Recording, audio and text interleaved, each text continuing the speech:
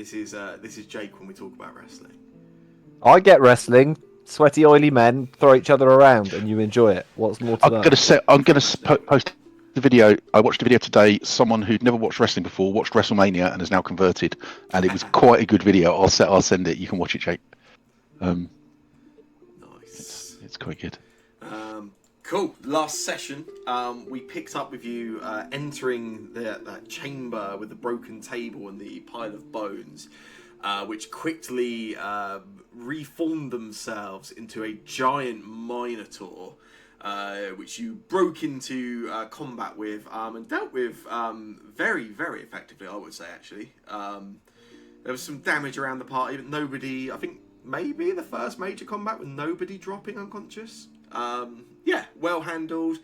Took care of that nicely. Made your way through further into some of these corridors on this floor. Came across a door glowing with a green light, which you decided, nope, you were having nothing to do with, and basically ignored. Spent some time looking around this sort of long L-shaped corridor you came across. Found a number of doorways coming off it. Did a bit of scouting around them before eventually deciding to go back to the first. Essentially deciding to follow Bunk's advice of sticking to the left and going through the first set of double doors you encountered upon entering this corridor. In there you came across a number of stone dioramas, each of which showed a city being kind of terrorized in various ways. You also spotted that there was some sort of magical sort of elements to one of the displays in particular that appeared to show like some ghost lights flickering all around the city itself. You then made your way into a room which was quite heavily cobwebbed. Is cobwebbed a word? It makes sense. Anyway, that's fine. There was a creature in there who quite quickly greeted your party and told you in a language only recognised by Ufrid that he was the king of the ghost city and that he would be willing to accept your offerings and your gifts. And yeah, you handed over, was it a ring? I think somebody had a ring. Well, we handed over a life fruit. Oh, that's right. It was one of, we went with one of Winterberry's fruits in the end, didn't you? That's true. You handed over one of these fruits to this king.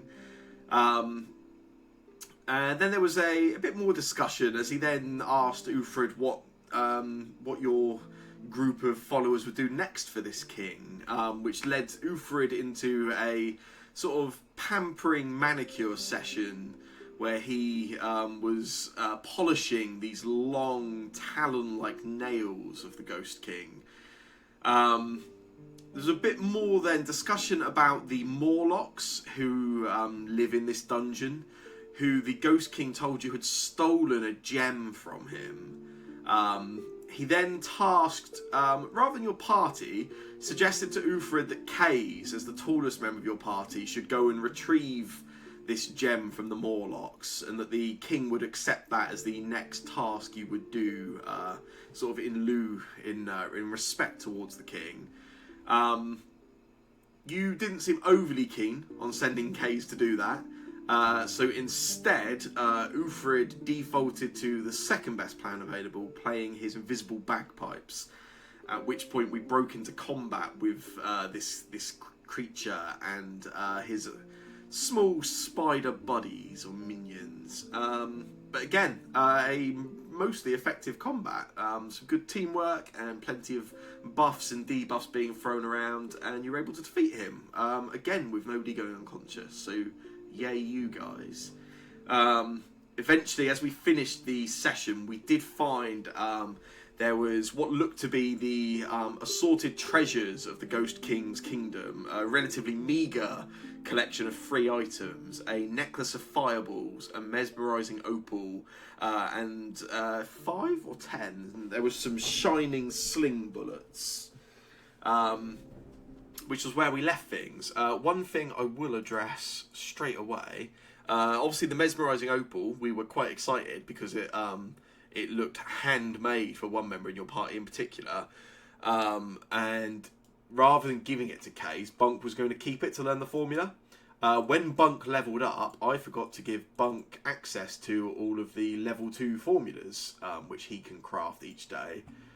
One of which is a mesmerising opal. On your character sheet, Bunk, I've now added all of those level 2 talismans you can craft each day. Obviously, at the start of the day, you crafted 2 potency crystals. You haven't used either of them yet. Because I forgot to add those additional ones, and you haven't really used any of the other ones. If you want to change what you crafted, you are quite welcome to do so.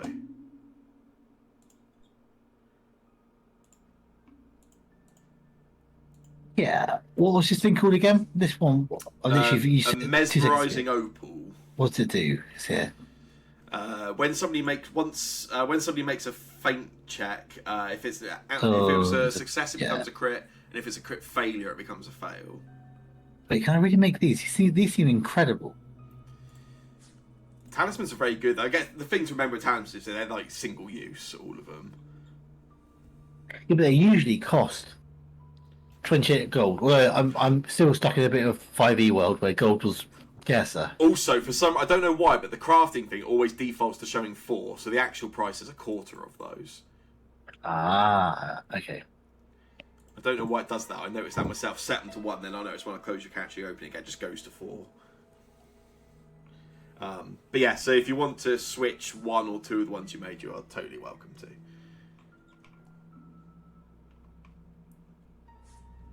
I think I did share a link in chat for everyone else to see what all the ones were, because there's a relatively long list that Bunk has available. I'm gonna swap out one of them for, I think, let's go for a bit of Hunter's Bane.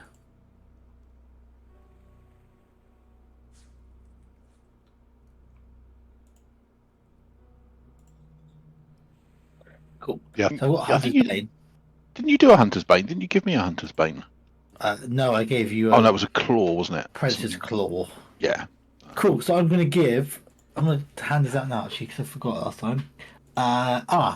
K's have a. How do I give this? Oh no, it's not in there. It's in my inventory, wasn't it? Inventory. Should be able to drag it straight onto their tokens, I believe. Yeah. Yeah, that's what I was trying to do, but I was trying to do it with the item, not the thing. Not the item, what you get. Have this Posty Crystal, which gives you +1 to your weapon, something or other. It makes it a +1 striking weapon. And who's the sort of leader of the party? Is it Depends who my you brother, ask. right? Orin stands up just a little bit taller. Yeah. Have a Hunter's Bane. So this lets you you can activate your sense location. The location of the second. Oh, no, don't worry. Yeah, have this anyway, just in case you get ambushed. I misread what it did, but have it anyway. Cool. Thank you, brother. So the thing to remember with talismans, anyone that's got talismans, basically, you can use one. Takes you 10 minutes to use one. So basically, you take a bit of time to set it up. And then they'll have a trigger. Once you've used it, that trigger is then available whenever it might happen. But okay. It's not necessarily like you if you spend 10 minutes to fix it, it's not you have to use it on the next trigger. It just becomes a reaction type available thing. Yeah. And is that what happens when we click use on it, or I believe when you click use, it will use up the thing and then put the effect of it on you, and you'll be able to tick it on or off when you need it. Yeah. Okay, I might try that then. My belief. As de facto party leader, I would like to suggest that we perhaps spend at least 10 minutes just recovering here. Yeah, sure. I mean, we left straight after combat, so there's a little bit of damage around. I think 2 members of the party. But it's actually only really Tunk that's seriously wounded, but I could do with at least getting lay on hands back. So, is everyone cool with that? Yeah. So, if anybody wants, if you guys are spending 10 minutes here, is there anything anybody wants to do? I guess during that time. So you're refocusing, I assume. I am going to be treating wounds on myself and refocusing, as I can do those 2 things at the same time. So I'd like to search. Okay. I'm gonna pray to Jack Frost. I'll get you to do your treat runes then, Tom. I will. I just need to target myself. Treat wounds.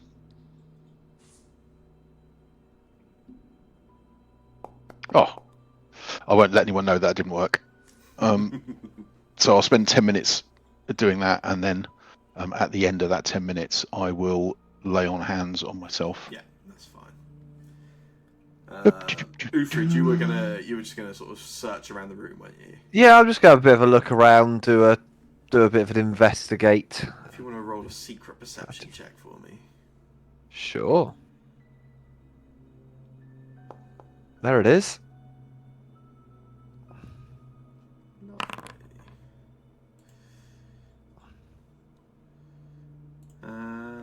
Yeah, you whilst this is going, whilst Tunk is sort of treating his wounds and patching himself up. Yeah, you spend some time looking around. There's thick cobwebs all around this room. You don't find any more items other than that sort of treasure set you found previously. You do find there was that web noose which Tunk set off previously down here. You do find 2 others spread around the room, which you are able to spot and sort of just make sure nobody goes near. You're able to point them out, assuming you want to point them out to the rest of your party. Oh, I mean, it's tempting not to, but yeah, I suppose I'll point them out. Nice. Yeah, you don't find anything else around. You do have a look around the room though. There's like I said, there's this large large cross-shaped table. It's sort of in the centre of the room. There's quite a number of chairs strewn around, and it looks like this at some point must have been some kind of like meeting chamber, council chamber, war room, something like that. Maybe it's clearly like set up for a meeting of a large number of people, but looks to have been taken over by the king of the ghost city, quite heavily, very heavily cobwebbed at this point. So it doesn't like anything else has been here recently. Fair enough. Is anyone else doing anything during this 10 minutes in particular, or people chilling? I might just pray to Jack Frost. I've already got my focus point. I'm just gonna pray to him. Never hurts. And see if he remembered why he sent me here. You got up through telling me and got confused. Well, whilst you're chilling out, I'll get you to make a quick, just a general religion check, I guess. Winterberry. Yeah. There is religion. Yep. Makes sense, to be honest. He's still not fine. He's too busy drinking hot chocolate. He is a busy gentleman throughout the year. Yeah, your connection is weakened, it seems, here for now. Yeah, I guess we move forward 10 minutes, whatever you guys would like to do. Okay, after 10 minutes, so where are we gonna continue our explanation? We're gonna watch out for the Morlocks, I guess. Are we not sticking to Bunk's idea? Following? Humble leader, the most intelligent one here, Bunk. We follow the left-hand side, and that's it. Yeah. That takes us all the way around the room and then back out the door we came in. So Yeah. Perfect. that's cool. And then, But it's Bunk's idea, so we do that. Yeah. okay.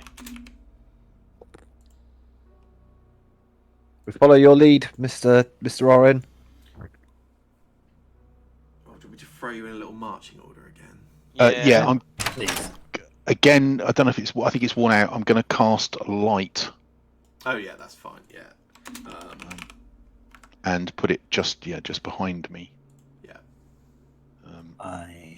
I'm going to pull out with my other hand my crystal thing.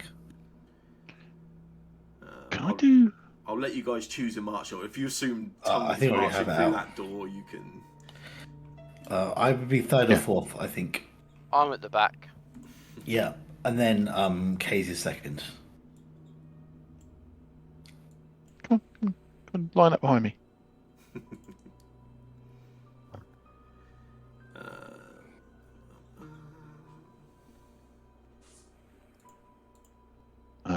from a actions point of view, I can work out where that was. That's their exploration. I am still defending. I'm still searching. Okay. Cool. Yeah, I would assume, unless anyone wants to say otherwise, I would assume you'll keep them with your previous exploration actions. Yeah. I did mention during the week as well. Obviously, there's a few of those have like secret roles. I have been doing those, so. Yeah, as you head back through, you obviously got those dioramas in this room again. Yeah. Do we? Unless any of you call out, I don't think Orin's gonna particularly stop to look at the dioramas. We couldn't work out what city they were last time, so doesn't matter. You know they're trapped. Mm.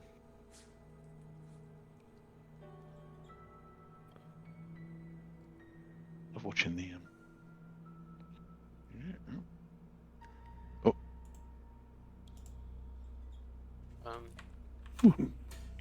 Sometimes someone seems to get stuck. Yeah, definitely just having a little pee. So following the left, I guess we're going to go here. So this is the door that has that green glow. You can see it almost. It's just like a green light. It's almost like it's slightly sort of spilling under. You can just see it around the outline of the door itself. Being a specialist in green colours, do I know what it is? You can make for me. Let me decide. Make another religion check for me, I guess. Let's see what your religion might tell you about this. Do you want it secret or? Yes, that would be good. Yeah. Private GM roll. Interesting. Oh. I'm pretty sure I pressed private GM roll. You did. I saw it. It's fine. They're just not following you. It doesn't like it when people hit walls. Yeah, you have a sort of look at the light itself. Try to get see if you sort of recognise anything from your your understandings of religion, Winterberry. Yeah, nothing you can tell just through, because you can just see the sort of slight glow around the edges of the door frame itself. Nothing you can recognise immediately like that.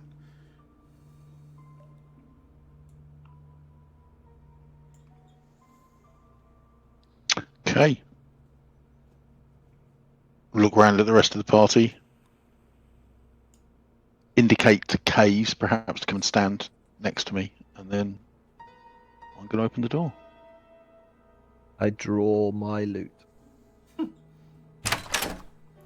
As you open the door, there's this sort of square washroom. You can see there's a sort of iron bathtub up in the I guess like the north, like the far wall from where you are. That bathtub, and well, not even the bathtub, more like the wall, that northern wall, is glowing and shimmering with like a rippling, like ribbons of this green light, green energy. As soon as you open the door, Orin, it's almost like the light seems to react. Whereas previously you could see it was almost just sort of spread across the wall. As soon as you open the door, it ripples and begins to move, and it takes shape. And you can see some letters in common forming on the wall in the shape in the light itself. And as you watch for a few seconds as these letters form, you can read the words, "I was Otari, save me from below." And you see the words form there, just these letters on the wall. And then all the letters, the light that's formed the letters almost slides down the wall, almost like just liquid sliding down the wall. And then as it hits the ground, it begins to move. And you can see what the hell? footsteps forming. Whoa! Wow. These footsteps also seem to be fading. If you wish to follow them, Yes. Follow. I think we should follow them. Follow. Atari was one of the Rose Guard. I'll tell you what I will do. I will say just as we... whilst this is being funny with walls and you're chasing this, I'll throw down the party token for a moment. It seems like it might be a. Okay. Oh, can you check the light on it as well? There's no light, is there? Yeah, one sec.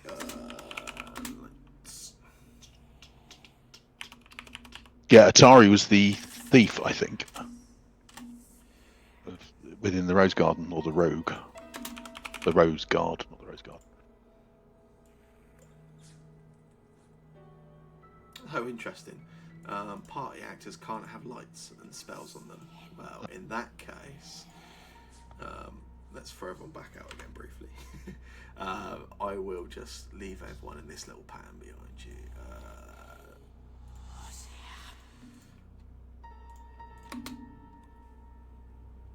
Yeah, you can carry on, so you can see the light heads through into that room where you encountered the Minotaur, and you can see it almost starts sort of dancing around the table as if it's dodging and trying to avoid something, and then carries on further through the.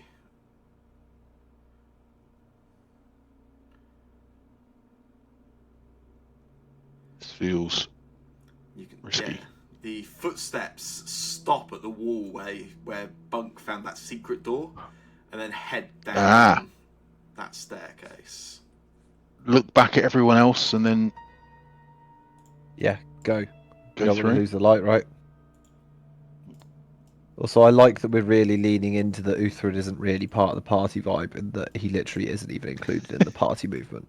He's- I think you got stuck by a door. You following this further down?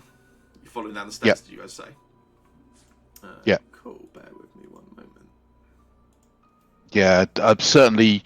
I mean, I guess I'm still defending. Although, if you argued that I wasn't because we're chasing the light, I would probably agree with you. I think you're okay. But yeah, Orin is definitely, or Tunk, probably more accurately, is more interested in following the lights than wise movement. Which one of these various? Yeah, there we go.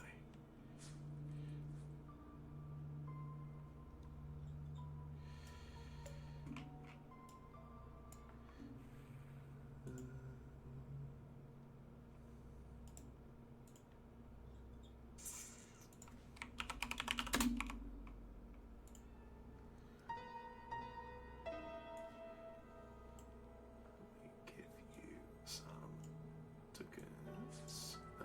That.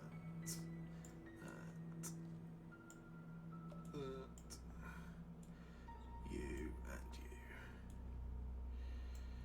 you. Yeah, so you follow this further down this these stairs. Yeah, as you sort of come down these stairs. Still, you've got these stone stairs, and the excuse me, the stone stairs carry on going down. There's like some splintered, rotten wood like scattered over the staircase itself. And as you get about halfway down the stairs, those footsteps cease.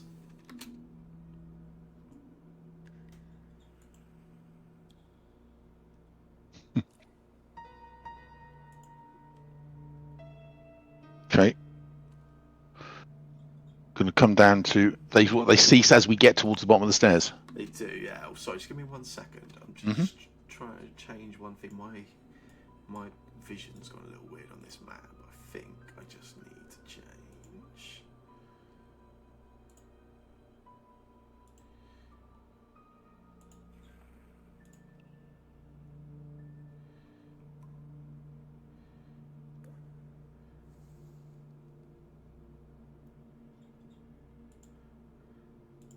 What have I done? Why is my vision entirely dark? I assume everyone else can see stuff okay. Yeah? Yeah. Okay. My vision on this is just like a black screen other than your tokens. this button might do it. Let's see.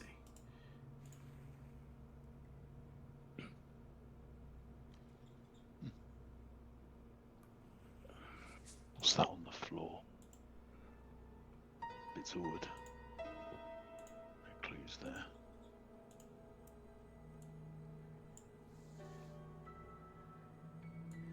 Ah, there we go. Right, that's why.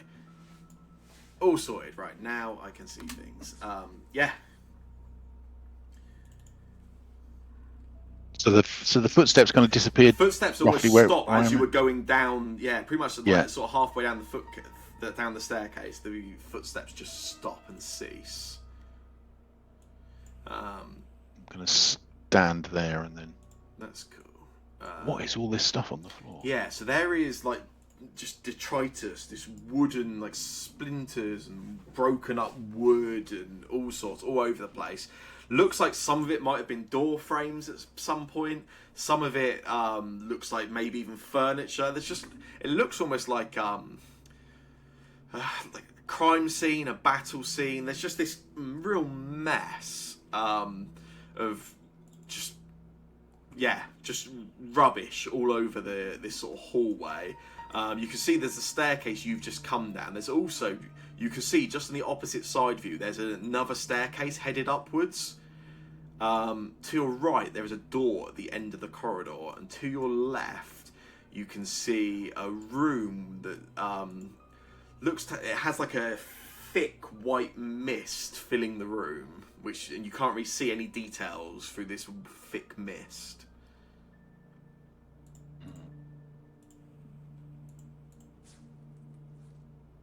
There's the steam of a bath.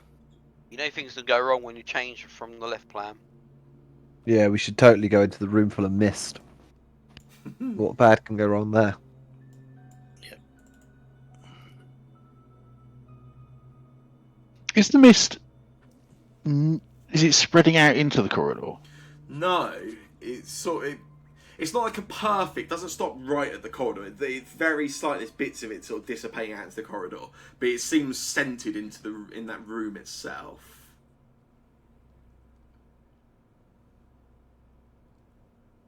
That's weird.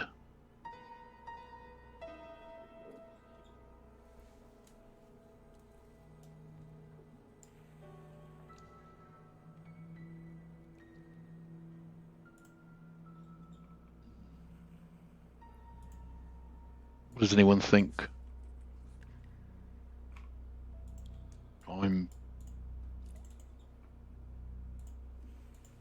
Do we keep moving forward? I honestly don't know which way we even go at this point. I think we Right. continue our original plan to back where we were and go left and check that room. But what about the footsteps? They led us here. I wonder if the footsteps were just trying to tell us to come down here because it was a suppose- hidden door. Yeah. Yeah. But then it could be urgent. Maybe it's leading us Or away from something. Orin will look around and then say, Atari, are you here? No audible response. You don't see any of the footsteps or anything like that again. And then he'll Doesn't seem to be a response. flush a little bit and look embarrassed.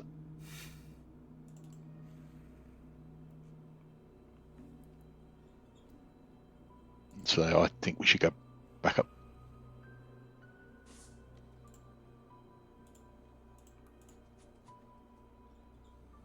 I'm keeping a note, a remembrance that this happened, like for future. You want to head back up.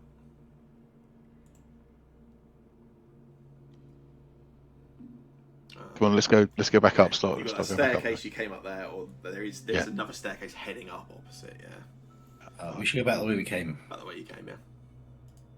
Well, that's my suggestion. Otherwise, it's mental. I think. As I agree with Bunk. Uthrid and Kays sort of step back onto the stairs, Orin will get another piece of chalk out of his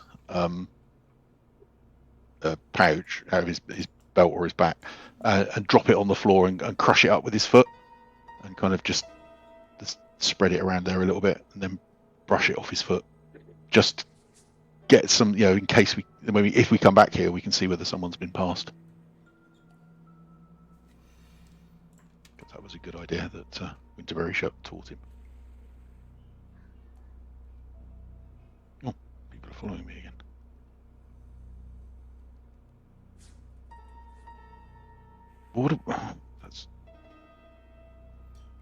They're trapped. Give a chase, I could just slowly lose you all by cutting off corners. Yeah, it doesn't like corners, unfortunately. It's a nice idea, but yeah. Gonna make a point of walking around the table rather than obviously over it. Yeah, that's fine. Yeah. Because that's what the footsteps did.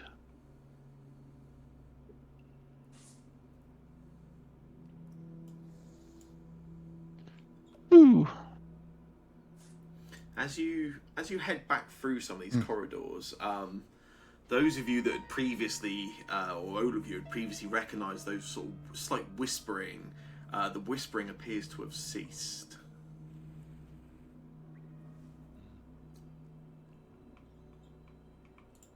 I guess that was maybe him. What was it he said? The words. Yeah, Atari. Otari, and rescue me from below. I was Otari. Save me from below.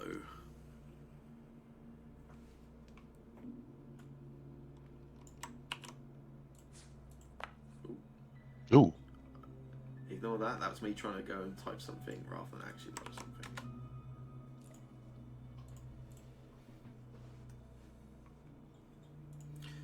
And yeah, as you return back, the whispering has ceased, and so has the light from that door in that room.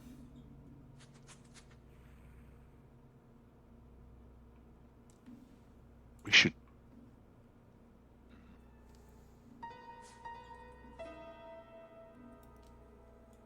Gonna go in and just have a look around the room. Yeah, you can make a secret perception check. Anyone that wants to sort of take a thorough look around the room now that there's less green light in there. Is there any well-known stories about Atari? Like, did he die on a toilet? Not that you've heard of. Supposedly, he died in battle with Belcora. The fight where she was defeated, he fell during that fight, unfortunately. Yes, so presumably here. Somewhere. Yeah, you have a thorough look around the room as a group. Find nothing else of note. It looks like a long abandoned washroom.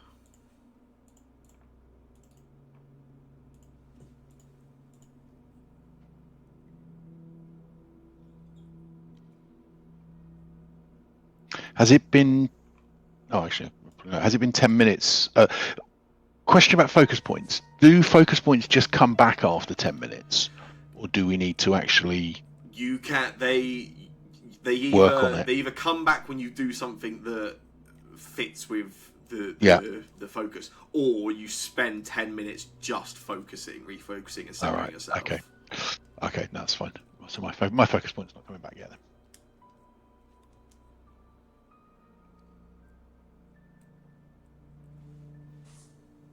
That was weird though. Same thing at this door then? Party?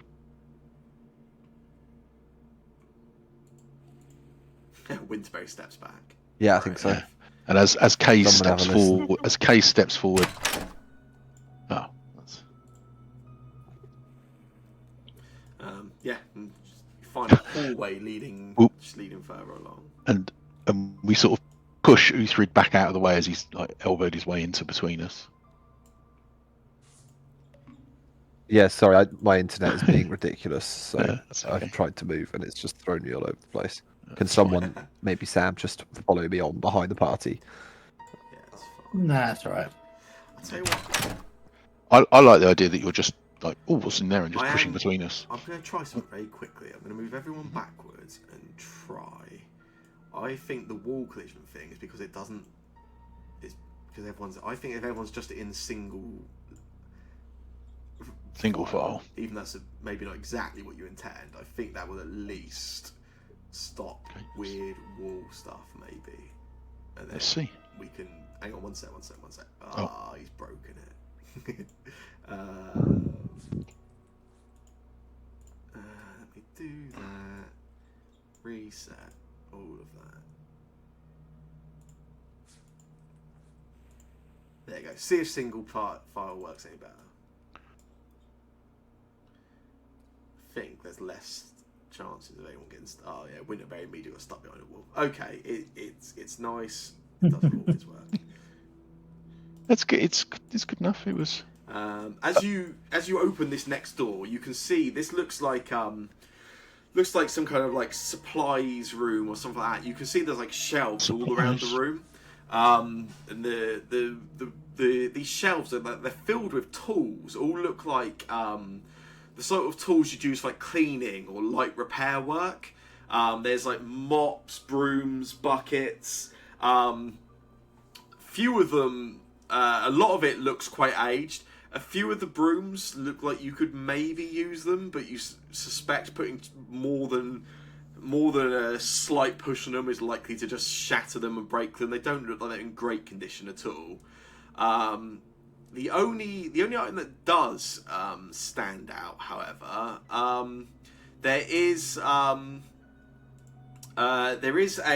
what looks to be like a metal cane, like a silver cane, almost like a walking cane, and it doesn't really take any kind of sort of experience. You notice the end of the cane actually has a slight handle built into it. This looks like a silver sword cane. Well, that sounds fucking majestic. Yeah. I will add that to your party stash, assuming anyone wants to pick it up. And... Yes. Sword canes are fucking cool. No contest. Bloody hell. Is the sword cane a real item in Pathfinder? It is, yeah. It Oh, is. nice.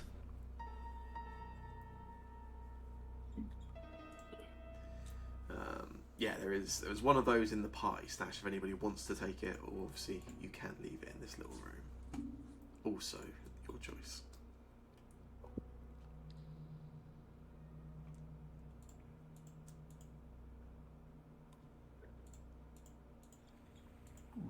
Expensive. Yeah, it's certainly valuable. It's a silver metal cane, so. I always forget where to find the party stash. SP. So, as we're sort of stood in that, and we've looked at the sort of we've kind of looked around and looked at the cane. Yeah. And then Tunk is quite literally looking at his hands, and you kind of very quickly realise that he doesn't know left and right, and he's trying to work out which is his left, and then he starts to move off down this way, and then turns around and goes, "Oh no, this way." Obviously. Did anyone want that sword, by the way, or are you guys leaving it here? We're definitely not leaving it. I was going to say, I mean, The it K's got seems lots of like carrying room. it seems like a nice thing for someone to carry and use if they don't use a sword. Kay's very either often. had lots of carrying room or turned out he didn't. No, I think he has only got bulk 1. So Okay, so Go on, take it Case. then, because I'm quite bulked up and I was Chuck- going to take it. chuck it in your backpack or on your back or something, Case. Giving it to Kays, If in doubt, give it to K's. yeah. Not like he's going to say no. Kays, can you just make a thievery check as you pick it up for me? See how delicate your touch is.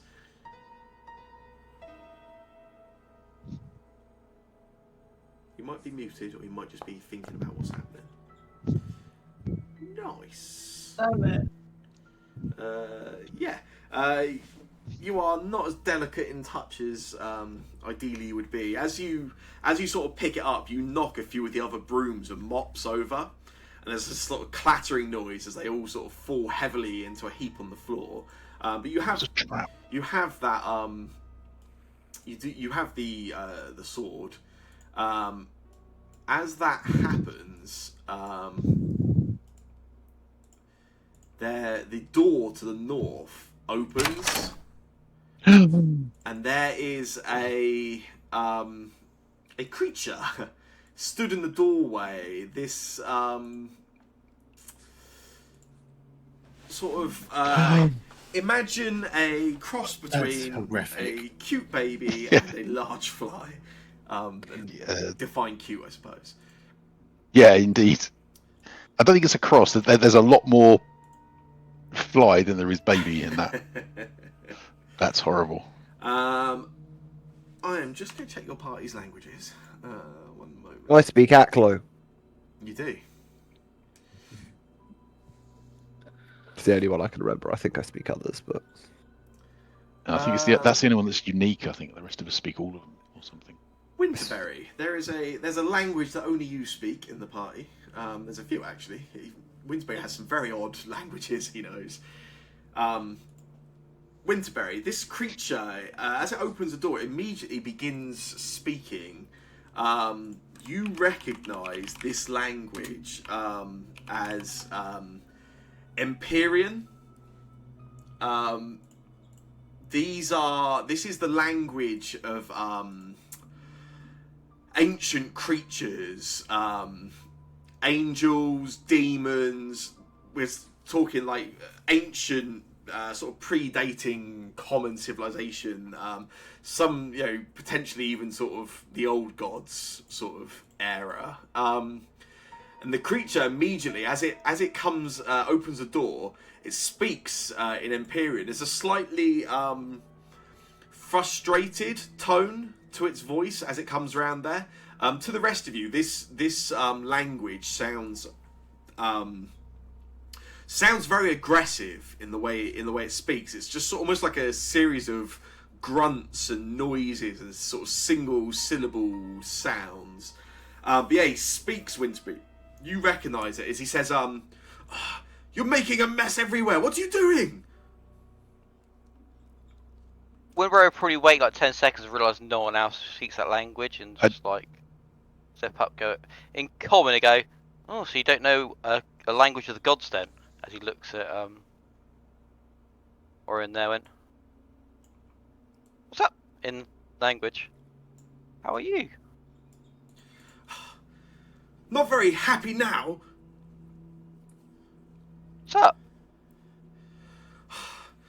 My contract means I have to clean the entire dungeon every day, and well, you can By see yourself? Yes, and you can see the state of these tools. They are no longer operating at their best, so I'm left to use my, and his tongue sort of flicks out, own tools. You've got to eat them. I keep the floors and the walls as clean as I can. Very hygienic. It's not my choice. I'm here as a contract. So do you need to get this floor clean in here? Now that you've made this mess, yes. You want me to help you clean this floor? No, and he sees you. Are you sort of stepping through the door? I'm about to, unless he stops me. And you see he stops. He sort of buzzes down. He sort of lowers himself down in front of you. He says, "Not in this room. This is Oslarin's room. I'm allowed to do whatever I want in my room. But this mess out here in the storeroom..." Oh, is this your own personal room? Yes. The contract said I could have a space of my own to remind me of home. Can I see your contract? And he responds to you, tells you, my contract would be kept by the fine lady I made it with. Who's that?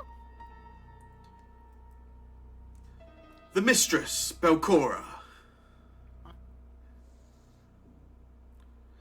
As you sort of look into the room where he's opened the door to, you can see the walls of the room and the floor even, they've been sort of painted quite crudely, almost like childlike, into these sort of like paintings of horrific like hellscape of like burning mountains, rusted cities. You can almost see what look to be like tormented souls and creatures strewn about in these pictures. Looks like a child's drawing of hell. Looking here for now. What was that, sorry? And I see. How long you been working here for now? Oh, the time loses its meaning after a while, but around about 560 years. Do you know the other residents that live here, or do you just do this section? Most of them have been rather unhelpful. They used to at least come and tell me what areas they needed cleaning, but I haven't seen any of the mistress or her followers or her people in at least 4 centuries. There's plenty of creatures around still, though. I clean up after them. They make your job harder. They leave mess everywhere. I mean, have you seen the state of the corridors? I can barely keep up with the mess from their tinkering and their experimenting. Do they hurt you or anything? Do they like try to attack you or? They never malicious, never attack, but they taunt. They look down upon my menial work. And whereabouts are they all now? And how many of them are there? Of late, Yeah. they all look the same to me, but there's a group of them. They hang around in the southern area of the level. I try not to spend too much time near them. Are they the ones with like mushroom-shaped eyes? And he actually smiles though. He says, "Horrible looking creatures, most ugly actually, horrifying to look at." There's not a hint of irony, judging from his own hideous appearance. So, is there anything here you want help with, or do you have to clean it all yourself? My contract is quite clear that I must spend 18 hours a day in this room, and the other 6 spent cleaning. Cleaning in a way that is unseen as much as possible. I'm to stay unseen. My work should be seen, and I should not be. So I come out during the night hours to clean up as much as I can. But it's quite clear that until I've cleaned the entirety of the mistress's keep, my contract will not be fulfilled. And it's rather hard to keep up with the amount of mess being left behind. Does that last? Does your contract continue even when she's dead? Well, if she should die, then I guess it's not very clear. So it wouldn't like void or anything. We weren't clear at the time we were making the contract, and I really should have been. I was an amateur, I suppose, in contract making. Certainly not as accurate and thorough as my father would have been, but I certainly did my best to ensure that as long as if she was to leave, then the contract would be null and void. So, how would you know she'd left? Well, the contract would, when a contract is completed, a devil would know that. Unfortunately, my contract is not complete.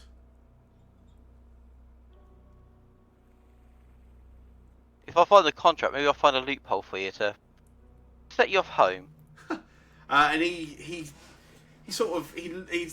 almost dismisses this idea entirely. Loopholes in a devil's contract are most unheard of. But if you believe you can find one, then sure. But it'd be far easier if you could just convince everyone to stop making such a mess and I can get my job done and be gone. Truth be told, 6 hours cleaning is not a lot. For the last at least 3 centuries, I don't think I've even made it to the staircase. Is there any room where there's like shiny stuff that like keeps? It's hard for you to clean that you need a hand with. Shiny stuff is the least of my concerns. I can lick anything clean given the time, but it's the amount of rubbish left all around. I don't know where everyone left, but they certainly didn't leave it in good order. So how far away are the other people that are on this floor? You said they're south. Those ugly folk. Yeah. Well, if you follow down the main processional, you'll quickly find them. I believe they've mostly been hanging out in what were once the servants' rooms, but between you and me, I sometimes see them spending a lot of time in the workshop. So are they making something? Do you know what they're making? Absolute rubbish. They seem to waste their time. I think, if you don't mind me telling you, I think they've been trying to reactivate some of the clockwork guardians and some of the clockwork slaves that were on the floor previously, but far beyond their understanding. Small minds, these creatures. Have they got any to work yet? I have not seen any. Directly to our south, you'll see where the most of the clockwork golems were stored, and I can assure you those are long since they are last operated. So would it make your life easier if we helped get rid of them? You didn't have to clean up as much mess. Absolutely. Kill everyone. Do you know anything that they hate, or like anything that are like Light. they don't like light? They seem to despise the light. Natural light or like sunlight? Have you seen much natural sunlight down here, sir? Can I just shake my bottle of sunlight? Oh. Wow. Oh. I've not seen sunlight in... Well, I've never seen sunlight.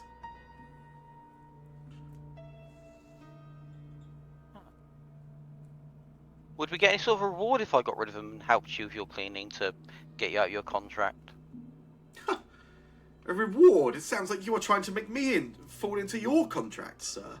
Well... Friends help each other out. I guess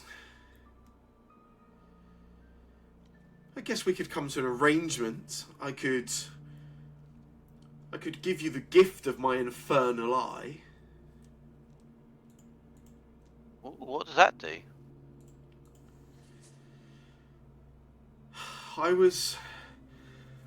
My kind, we are blessed. We record everything we see. Even the things we don't remember. We have perfect recall, or perfect knowledge, storage of everything we've ever seen from the moment we were born. We are able to pass on select moments of those memories to another. If there You is... can pass on memories to me. If there is anything that I may have seen that could help you, I could share it in exchange for you cleanly and organised killing of those horrible creatures. But I must stress, I do not want to be licking up more blood. Don't worry, I'll pull out another one. I've got some water here that can clean anything right up. Ah, most impressive. And I'll let you go back to sleep, and I'll come back when your life will be a bit easier if you're cleaning. At least see to it that you pick up all the tools you knocked over. Thank you, good sir. And I'm gonna just shut the door and...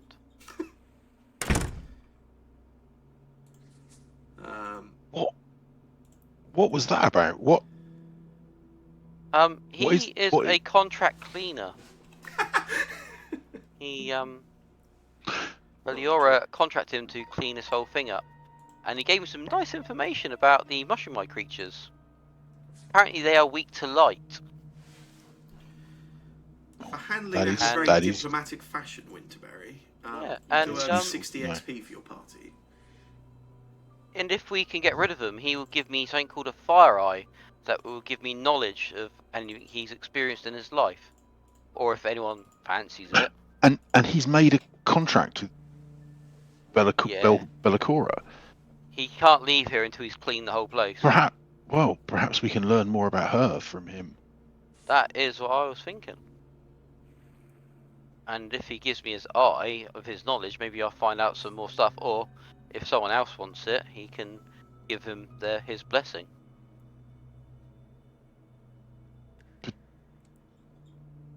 Did you see what the drawings he had on his wall? They were Yeah. awful.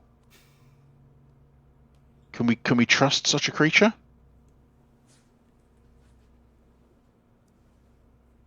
Well, if we go and do those mushroom feature and they're not weak to light, then I know I can't trust him.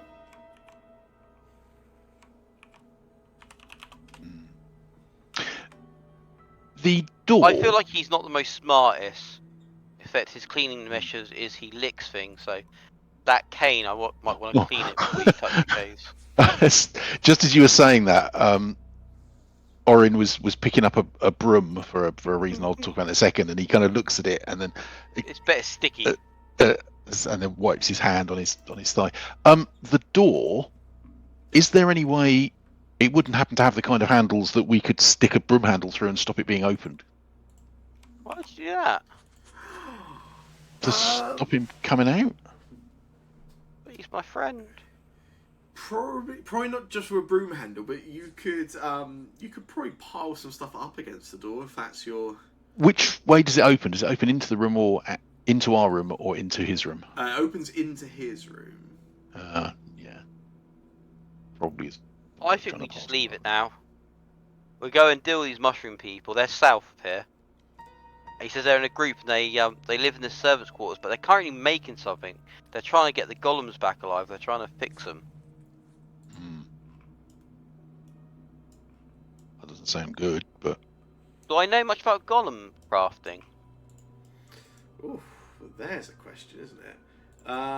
You can make a recall knowledge, I guess. Recall knowledge. I'm not good at recall knowledge, but I'm good at crafting.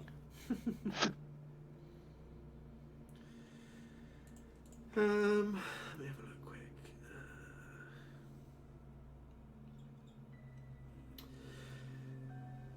Yeah, you have a general knowledge of golems. Golems are crafted creatures. They can come in many types.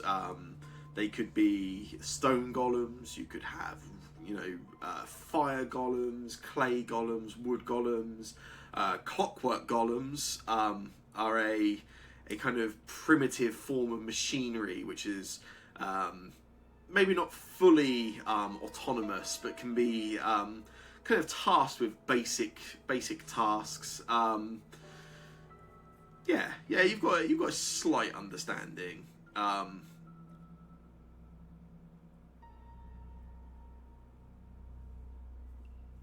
Is there any? I mean, I guess there's a particular type. These are clockwork creatures they were talking about already, I suppose. Yeah. If you've got a particular question, I can see if it rings a bell. Would I know how to, rewire it so I was in control of it, or to set up duties for it? Ooh. Is it? Not, Can I do that? Not impossible to do, but not impossible to do, but very, very hard to do. And certainly to do against an unwilling creature. Golem. Cool. So I'm guessing these are struggling to do it because they're probably not the smartest mushroom eyes. Unless I'm wrong and they're not that. They're actually really smart.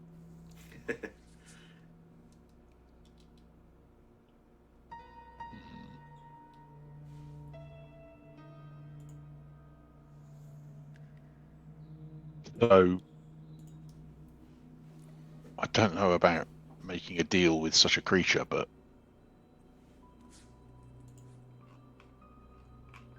What's the worst that can happen? the left-hand wall leads to this door.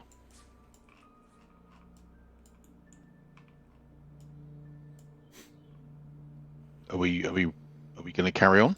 Yeah. Okay. Inside of this Ooh, they're room, big. the only things really in this room are two hulking humanoid objects. You, based on the conversation, Winterbay, you immediately notice these are like husks of clockwork creatures, clockwork golems. Judging by the dust and the cobwebs around them in the room, looks like they have not been functional for a very long time.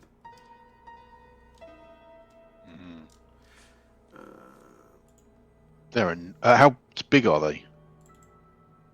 Sorry. How tall are they compared to? Well, not compared to us. How tall are they? Are they human-sized or bigger? They stand slightly over human size. They probably stand about sort of 7 feet tall, not towering over, but they stand slightly taller than what a human would. They're impressive. Try and rewire them. Your searching whilst exploring pays off. Oh, finally. You spot. Looks like they're being used as bearings built into the golems. There are 8 small gemstones, which nice. can be quite easily taken out of these creatures. Yeah, I'll grab them. I will add them to your.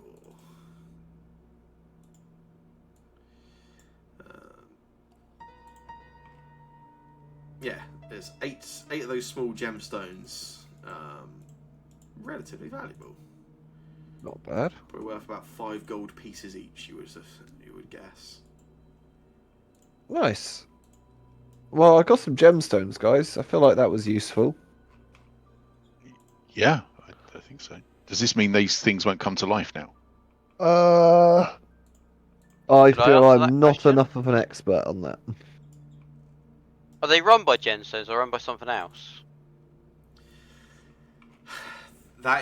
These gemstones look like they were being used as almost like bearings in it. These are certainly not sources of power or anything. They were just being stashed there. Fascinating. Well, ours now. Okay, do we carry on? Yeah, I was why expecting the not? mushroom eyes to be here, but Nah, keep following the left wall. We'll get there eventually. Is there any way I can see if they functional or have like any components that I can take out or anything on them? You can make a crafting check for me. Yeah. do you want to spend 10 minutes examining them? Would that help you out? Would it? Someone Like, wants to just read saying, those. if you want to spend 10 minutes, Yeah, why not? I'll spend ages doing them both then, Sam. You can keep that one roll, but I've already got my focus point 'cause I never used it earlier. okay. I will, in which case, sit down and wait for 10 minutes. Yeah, you have a look through them, Winterbay. These you'd be lucky. It would take a lot of additional materials and a lot of time to get these things functioning. If anything, you would assume, look at them, these were probably never finished. You'd be gathering a lot of material and probably spending a number of days working down here to get these functional, you assume. After 60 minutes, and based on some lovely roleplay with that little beast there, Winterberry, you can have a hero point. Windberry, speaker of the gods. Voice of the gods. Is it correct that my treat wounds immunity has worn off? Yes. In which case, during that 10 minutes, I'll, as surreptitiously as I can, but obviously it's pretty obvious, I'm going to sort of take off the bandage from the wounds and then rebandage them. Sure. I will try, as you say, what is the worst that can happen? Fail again.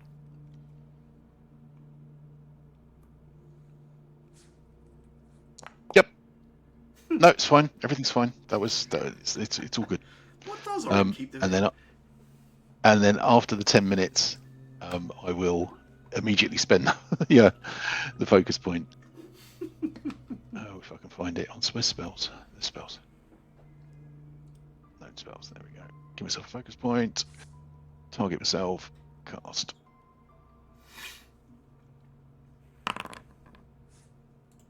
Okay, and then. Okay. Nice. And then right, have you finished fiddling with those machines These now? were they were never finished made. We ought to be getting on. We can't afford to waste time. He says, aware that it was him that was wasting the time. Oh, come on, mouse. Select. Lead on then. I am. I trouble my mouse. Only my brother's following me now. Everyone else has given up. We're following. We're actually following Bunk. Find yourself in that long corridor again. You're just walking in front of Bunk. So there is one door on the right hand side as you head. Yeah. down. So I get to sort of this point and then look over and go, do you think we should check this door out? I know it's not on the left, but Turn around, it is. true. Look at Bunk.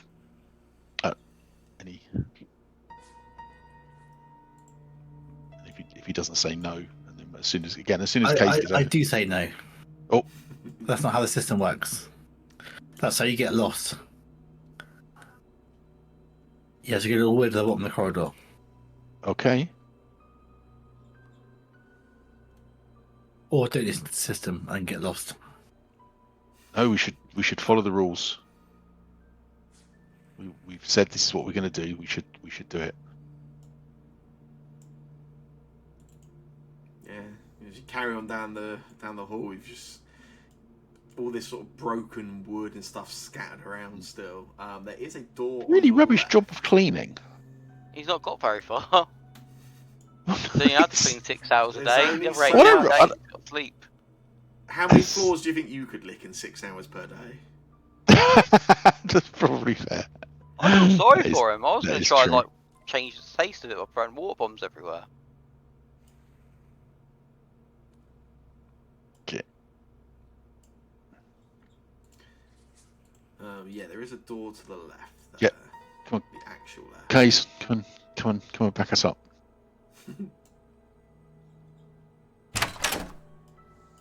Ooh, someone's straight in there. Yeah, you open up this door. I'm just quickly going to.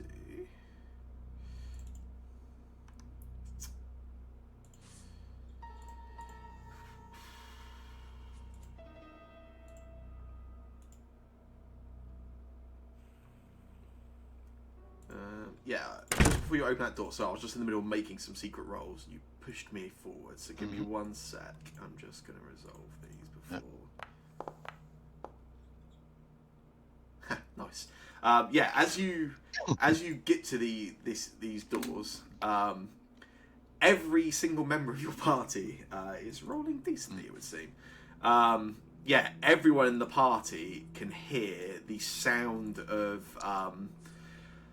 like clanging of metal, and like wood splintering. Yeah, like wood and metal clanging and sort of the wood breaking and splintering a little. Yeah, you should just let me roll for you. Everyone heard that. So if that wants to change your mind before you open any doors, etc. or anything. But then maybe they're being Does it sound on like- purpose. Does it sound like fighting? No, almost sounds like sort of Crafting. Yeah, crafting, hammering, some kind of there's like a relatively slow pace to it. It's not like something's being sort of thrown, hit, or anything. Yeah. In which case, yeah, and the only difference would be that Orion would look around and go, "We can all hear that." And then once everyone sort of nods, open the door. As you open the door, the first thing that strikes you is this. There's like a smell in this room that's slightly. It's sort of. There's a smell of like rust and grime. Where the rest of, there's like this damp smell around the keep itself and the gauntlet. This is, yeah, you can just smell the rust, like metal, rusting metal. You can see right ahead of you as you open the door, there's a door which has several heavy timbers like wedged up against the door, holding it shut.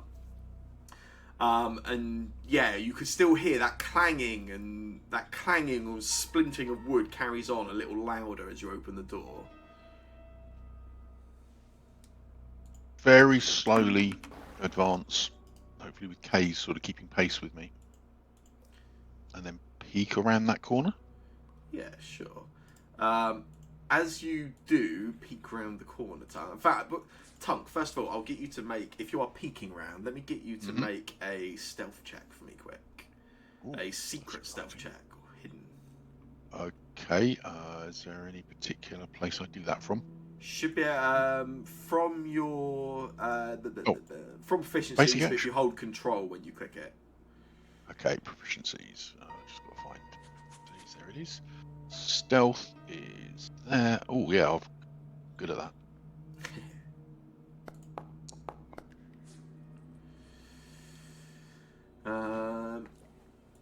Nice. Yeah, you peek around the corner here.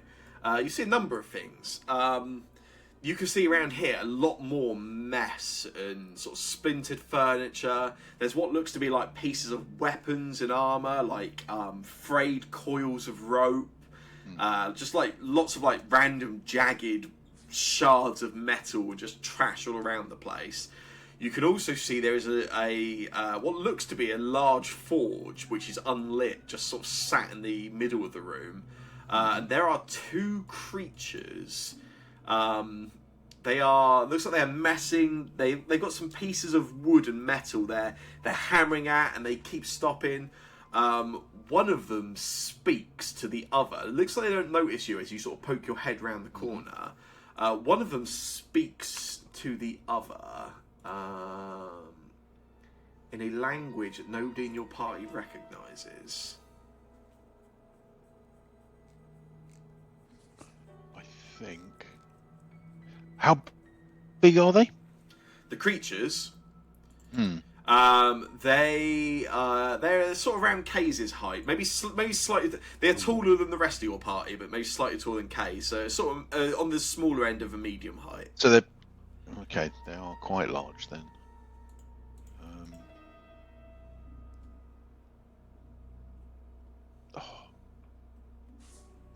Gonna just edge back.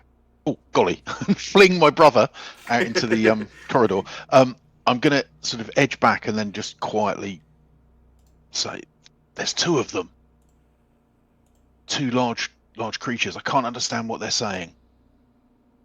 I'm gonna step out and talk to them, but maybe you guys stay here and get ready to back me up if needed." And then look around for anyone telling him not to. And then step to there, and then in common, standing up to full almost 3 foot in common, say, "Hey, what are you two doing?" Cool. As soon as you do that, you see. So they turn around, and immediately they seem sort of slightly surprised to see you. One thing I'm gonna do.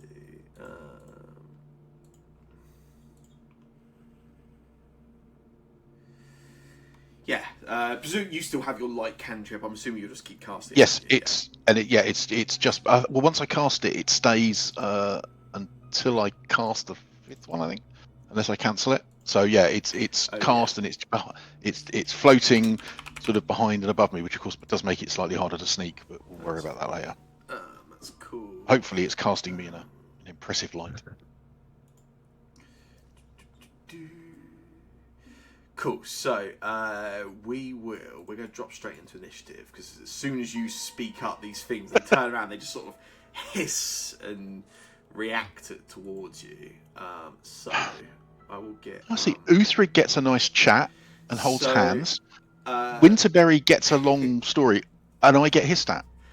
Orin, if you can roll perception for initiative, everyone else is unseen currently by these creatures and they are unaware of your presence. So the rest of you can roll stealth for your initiative, please. We have to roll stealth. You do. Oh, but I'm not trying to be stealthy. It represents the fact that these creatures don't know you are there. Oh, but I'm rubbish at it. Oh, I accidentally just rolled a perception check instead, Sam. So do you want to That's cool. sort that out for me? What's the difference in your perception and stealth? My stealth is it's +5. Actually, it is actually the same. Oh, okay, that's fine then. In that case. Oh no, it's +2. Sorry, it's +2. So it's actually I got 13.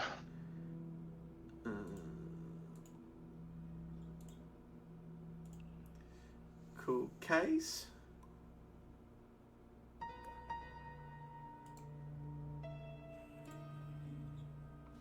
Okay. He did say be right back. Oh, did he? I might have missed that then. In that case, I will roll their initiative for them quick then. In that case.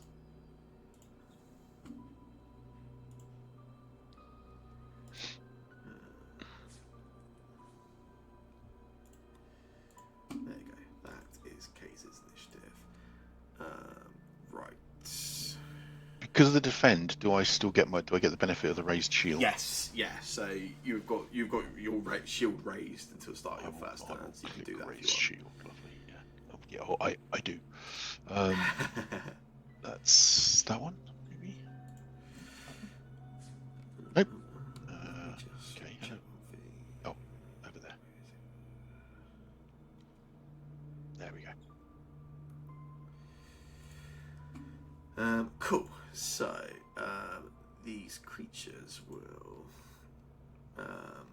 Yeah. So one of these is top of initiative. That's the one closest to you. He, as you come around the corner with your light cantrip, as the light sort of hits him, you see he immediately like he winces, covers his eyes, and reacts. You can see it's like he panics a little bit as you do that, and he shouts something to you again in a language you do not recognise. He is going to.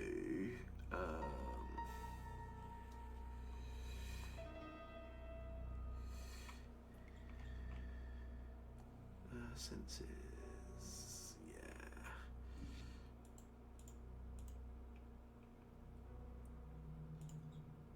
Why?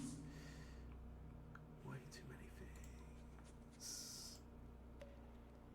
Oh yeah, okay, yeah.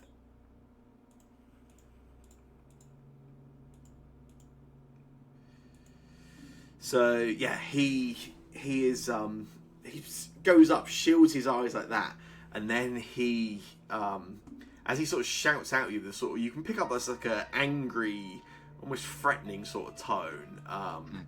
He darts backwards down the corridor a little, and then he will.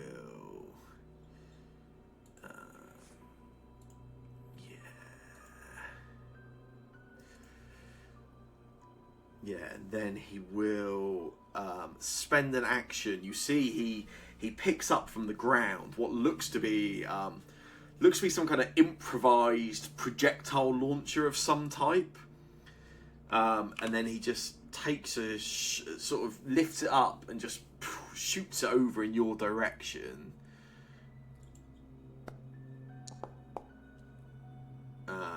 And misses. In fact, he shoots over your direction, and although it's up the corridor towards you, it is nowhere near you, Tunk.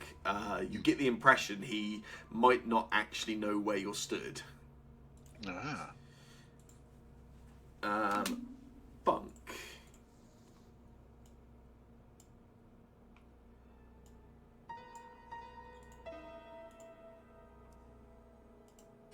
So I just need to double check exactly what I've got in my hands. Oh, yeah, no worries. Is there an easy way to figure it out? In your Oh, that's my in your inventory, you sling. should have a hand. Oh, you got 3 things in hands currently. Yeah. Oh, right. I don't have 3 things in hand. I don't have my sling in my hand. I don't know why it's like that. That's cool.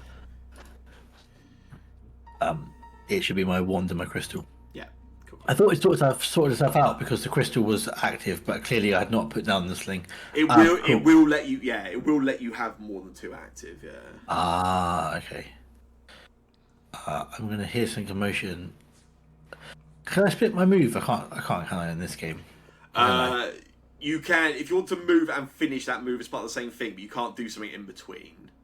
No. Cool. All right. Good to hear. Yeah, if you want to go to that and still have some movement left, I'm fine with that. Well, I can see something down there. I'm going to exploit vulnerability. Nice. Yeah. Find out what they're about. Get some information before I do anything else.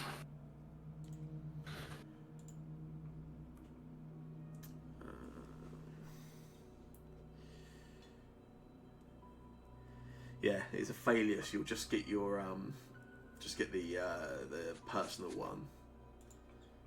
Is it personal? Joy. Attack is this? Yeah, never seen these guys before in my life. Maybe it's too dark. Strange creatures. In which case, I'm gonna take a step out of the way again. Nice. Yeah. I'm done. No worries. Winterberry.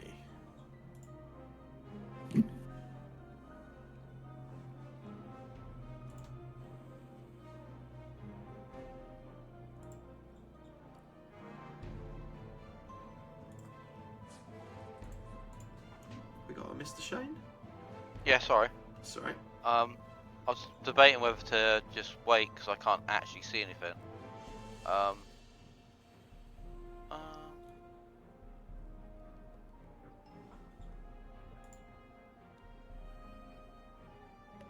They like really dark light down there. Yes, there is only dim light down that end of the room, yeah. There's no natural light source in this room.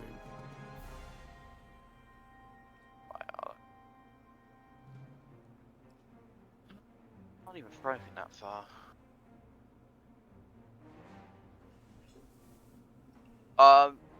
Does it look like Tunk's gonna run down there? Not run, no. Is he gonna plod down there? He's gonna probably move forward a little bit. It looks like he might. It doesn't look like he's about to charge into combat. A little bit more forward then.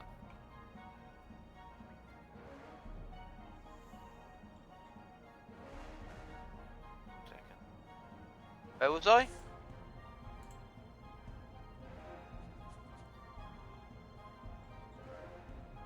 I'm gonna throw a skunk bomb at him. Okie dokie. Your cleaning friend won't like that. You never know.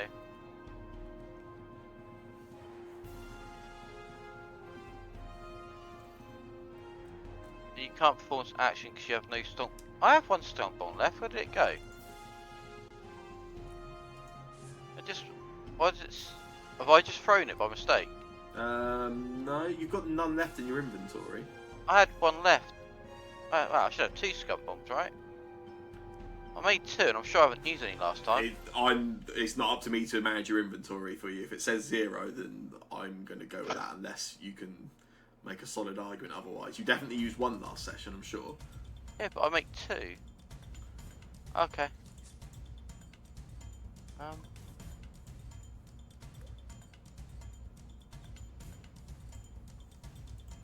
It was there when I looked earlier. Well, it definitely hasn't gone from 1 to 0 during this session. I can promise you that much because I can see when things decrease.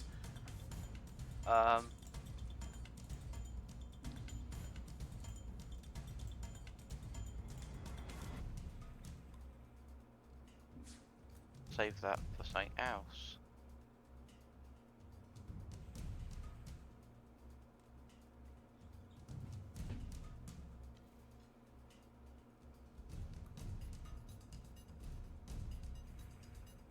Can I walk backwards now? No, I can't do that. Yeah, if you want to. I've got nothing to throw now. You can change that second move if you want, for sure. Yeah. I want to just go back to there, and I'm gonna just reload Okay. my sling, and then can I do like a recall knowledge or something to see if I know what these are? Yeah, totally. Yeah, you can definitely recall knowledge on them, yeah. There you go. You do not recognise these creatures at all, Winterberry. You take a look at them, they stir nothing in your knowledge or memory at all. Strange looking things. Kays, are you back? Yeah. Excellent, it's your turn. Oh, alright, okay. I rolled your initiative for you while you were gone. Thank you. Am I blind? Are you blind? Yeah. No? There are two creatures further down the corridor. Yeah. They're quite a long. They're in the dark. Yeah, Yeah, I think. it's only dimly lit because the only light source in there at the minute is from Orin's cantrip. Don't get too far ahead. What was it they fired at Orin? They pulled out some kind of like just sort of improvised projectile weapon, just All right. fired out like a piece of wood at you. Like a very crudely shapen arrow. What does nan FT mean? Not a number. You don't There's a have to bug work out. somewhere. Oh. It goes from 30 to 40. It's difficult terrain, I would guess. Yeah, because it's a creature. Yeah. Oh. Oh, so if I move here, am I 30 feet from it? Yeah.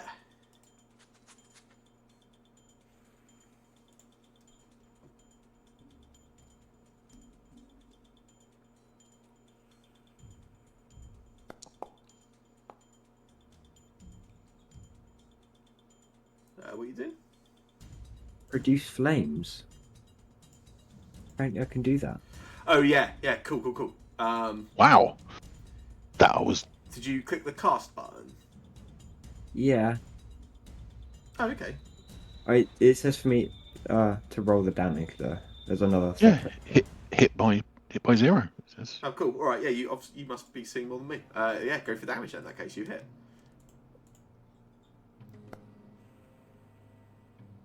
Nice. Yeah, you for the first time you shoot some fire from your hand as you cast the spell, Kays. Yeah, and a small ball of fire just pelts through the air and hits that creature. And you hear a scream just come from it as it hits it for 4 damage. Orin just kind of looks just over at Kays and thinks, well, could you always do that? Where was that? Is that 3 things? Hey. Is that 3 things? Yeah, because it's 2 actions for that spell, so move 2 actions for the spell. Okay, that's fine. Orin. Ow. Okay. Having seen them flinch in the light, Yeah. and then run out of it, and they are now. I think I can actually see them, so they're not actually concealed from me at the moment. They are. I can. Dim light, Oh. yeah. In which case, that is perfect. Can I tell which of the 2 shot at me? Yes, it was this one here. That one. Oh, that's fine. He's furthest away. He is within 120 feet of me. Yeah. So, Orin just. Is it worth it? Yeah, I think it is because I think it will do something. Sort of reaches actually behind him to where that sort of orb is, and his hand kind of cups it, and then he kind of scoops a bit of it, but basically I'm going to cast it again, generating a second orb, which I am going to. I don't think. Can I put it? So you have to be. I can Oh, if it's a willing creature. Yeah, so it's not a willing creature. So I'm going to cast. I'm going to throw light right down to the last square I can see just there. Yeah. I don't know if that's pinging. Yep. I will actually click the spell because that will use up my actions. Spells.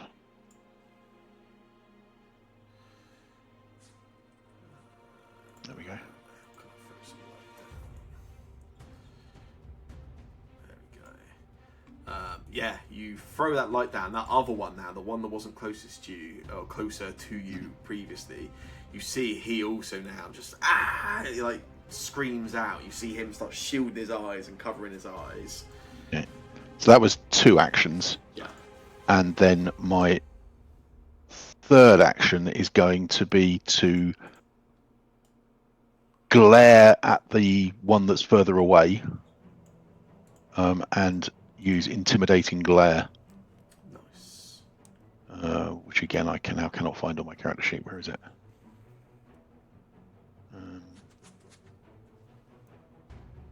Oh no, it's an intimidation, isn't it? What I'm actually doing. Oh yeah. Demoralize. Is it demoralize that I'm doing? Yeah. What am I clicking, Sam? Is the question? Is it? It's actually I've got demoralize. Yeah, I've got demoralize. Okay. Oh, I need to select a target. Right. Sorry, getting confused. Where's there he is? He's on the screen. Select him. Demoralize. Don't need to select a language because intimidating glare. Oh, but he's too far away. Apparently. Yes. In which case, I will just step forward instead. Nice. Okay. Cool. But not that far, to about there. And I have not raised my shield. Okay, that will end my turn. Nice. Okay. Yeah, gonna have actions. Cool. This creature here, he will. He obviously screeches out as he took that fire damage, and you cast that light. He spends an action dashing back round this corner, and then he's going to.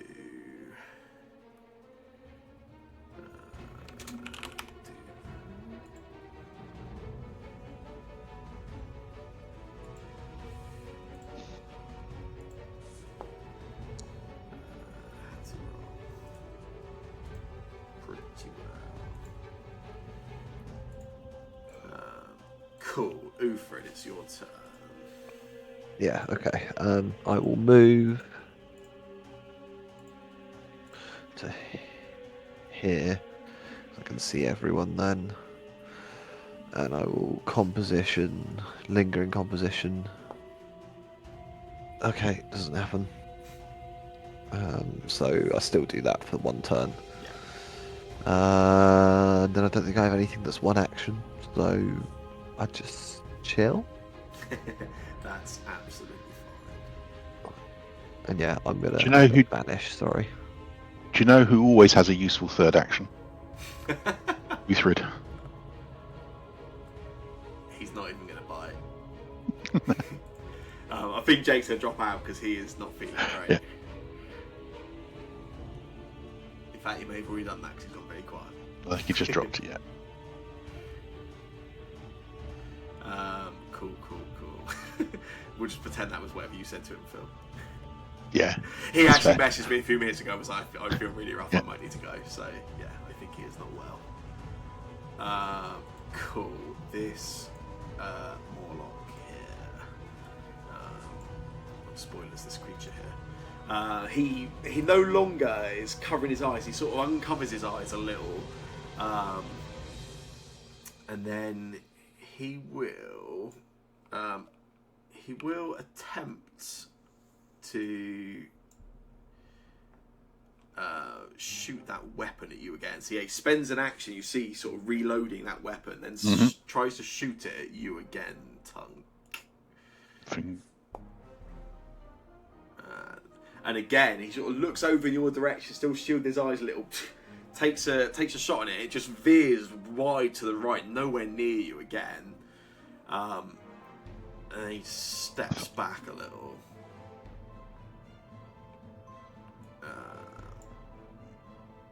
Cool. Bunk, you are up.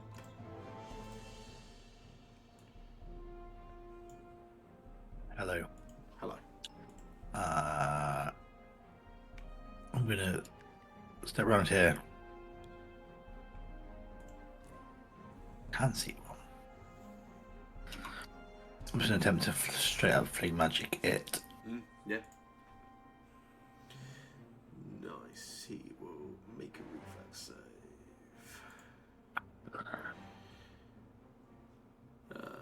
That's. Ooh, 1 second. Oh, I'm out of range.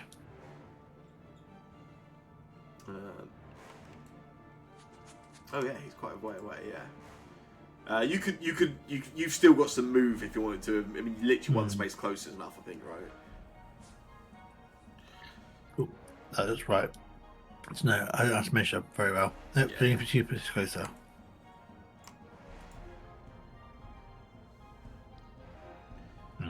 Cool. Yeah, that's close enough. Yeah. My eyeball told me it was close enough, but maybe it wasn't. That is actually a fail for him, so he'll take full damage from this. Let's make it level boosted. Ooh, 10. Plus, not plus emphasis, that comes later. Nice. Yeah, you fling the magic out and you see as you do it, he dodges slightly, but he seems a little bit slow in his reactions, and he takes the full 10 fire damage from that. Winterberry. I feel like I'm far away. It's a long, thin room.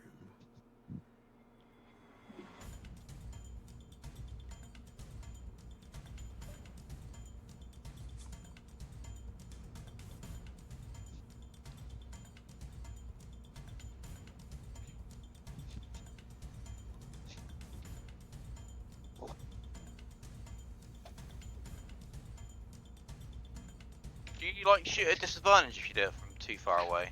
There's a -2 penalty.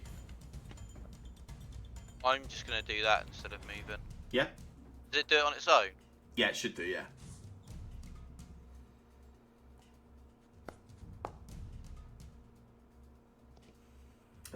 Yep. Nice. Yeah, that's a hit. You can roll some damage on that. It's got 2 damage thing here for some reason. Oh, that's the average. Nice. Yeah, 7 damage. You've bit like Bunk. You let go of the sling bullet. And the creature sort of dodges a little bit too late as it still seems to be slightly shielding its eyes. And yeah, you hit him for 7 damage. Reload. Nice. Case.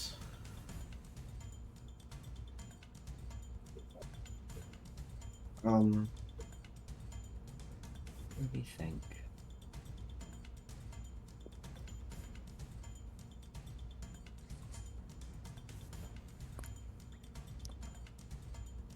Did I have too far?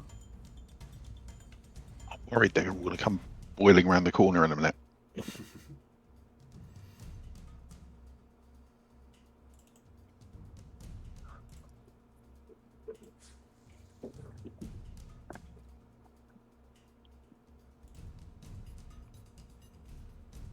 Oh, I can't even attack.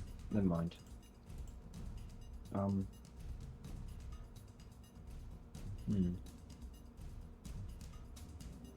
You can get to there and attack, can't you? Oh yeah, I guess. If that's what you're trying to do. If you're trying to get close and sword them. Sure. This is going to be a big mistake, but whatever.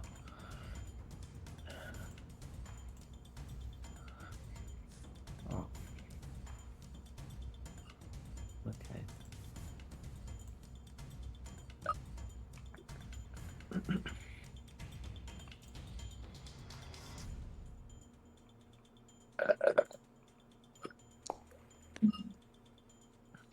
Nice, yeah, that's a hit. You can roll your damage.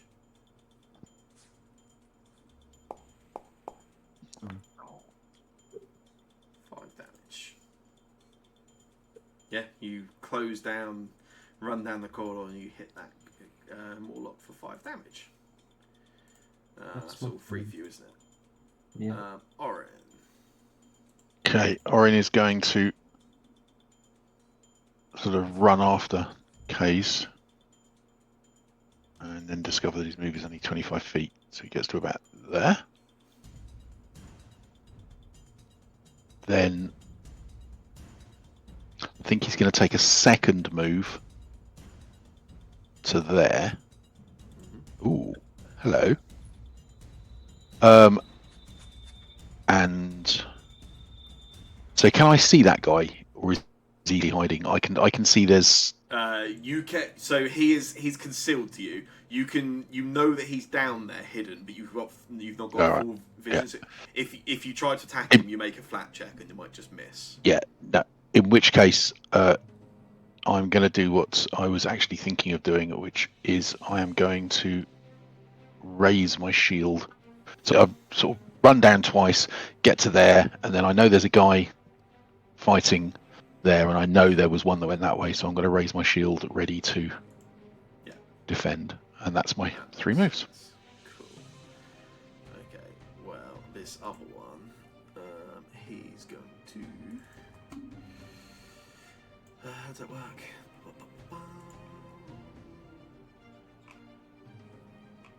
Yeah. Yeah, you come down that direction. You, as you come around the corner, you know there's the one that you don't get a full look at him. As you do come around the corner, he reveals himself as he does take a shot at you with another one of these projectile weapons, and that one is a miss again. And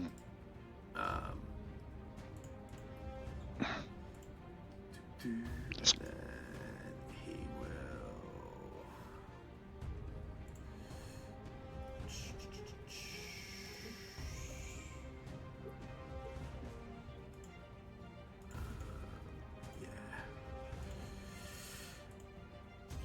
And then he will, so he takes a shot at you with the weapon, doesn't do very well.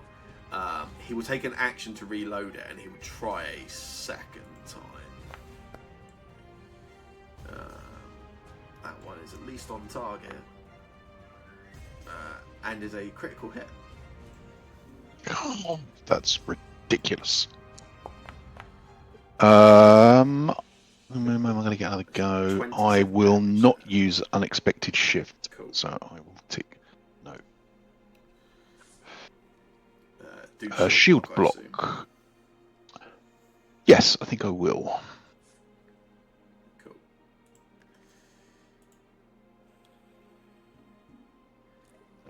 So the shield Ooh. takes in some of your damage. And then disintegrate again. But you are just about still standing. Yep. You still take a lot of damage there. Maybe I should have done it. Ufrid is up. Obviously, Jake's disappeared. So I'm assuming he will do his courageous anthem thing, right? He does it every turn. Yeah. Lovely.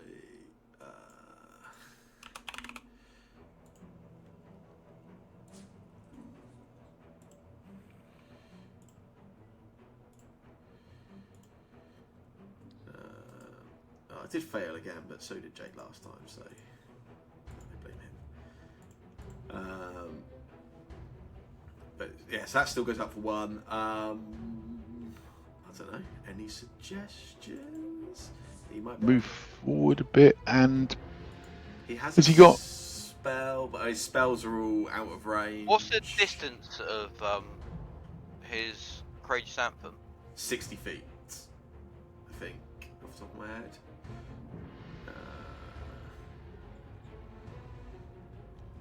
yeah, so we're just in range of it at the moment, which is handy. I think moving down next to Winterberry perhaps, and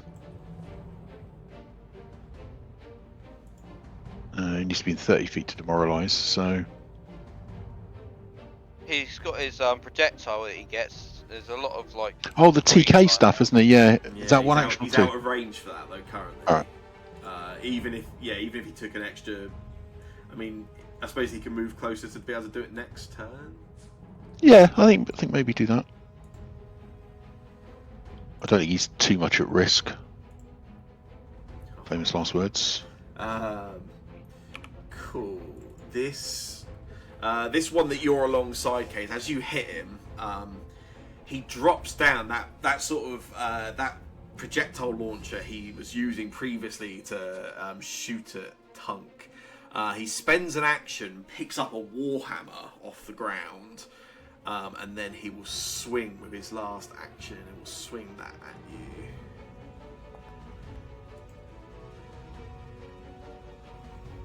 Which is a critical hit case.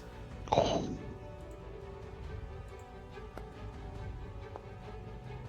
For 26 damage case. Yeah, swings he picks up the warhammer, swings it at you, and smashes you for 26 damage. It was actually his second action rather than third. His last action, he will. I think it's a bit desperate, but he'll probably try and do that again quick.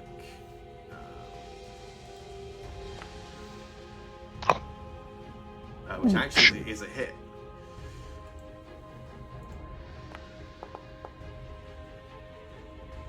Seven damage Ks.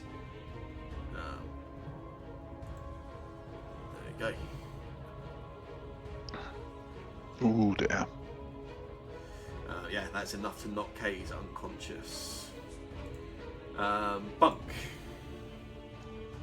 On it. I'm gonna exploit vulnerability. Yeah.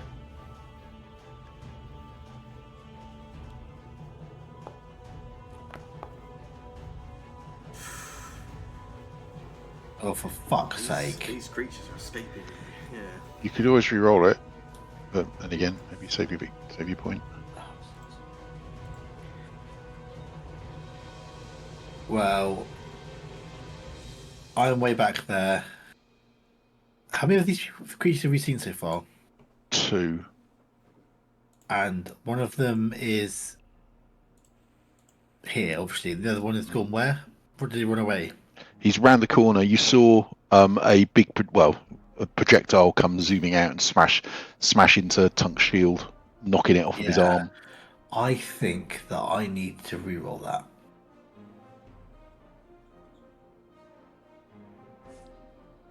Because I think that me dying is less likely than. Yeah, there you go. Something. Nice. Nice. So they don't have any weaknesses. As you better see, but you'll still be able to get your personal antithesis. So now after having seen them fight a little bit more and seen the way they reacted to light, it rings a bit more bells in your sort of knowledge. You recognise these now. These creatures are Morlocks. They are supposedly they originated from actually humans that lived on the surface a long time ago, retreated underground, and have sort of evolved over time to sort of that environment. So they can see perfectly in the dark. They react very poorly to light, as you have seen so far. They are pack creatures. Tend to live in groups of anywhere between sort of 10 to 25, and tend to kind of work and go about their daily practices in groups of 2 or 3 as well. They're not very solitary creatures. If there is any question you've got as well, you can have a question. Yeah. My question is, obviously this guy pretty much just started fighting us, and we didn't really get much of a choice to defuse the situation or not fight them. But it seems quite hard. Is that the case for all of them, or is this, like, are we going to have to fight all these bastards? Of which there are, say, 15, 20 or however many. They are very territorial creatures. Not impossible to speak with, make peace with, communicate with. But yes, they are naturally quite territorial and aggressive. All right. Magic. Oh, think magic. Nice, yeah. He will. Oh, last round, did we roll the 1d4 for the tick down? Yes. Oh, yeah, yeah. I think it should be on there automatically. Yeah. I can see it says three rounds remaining. So Nice.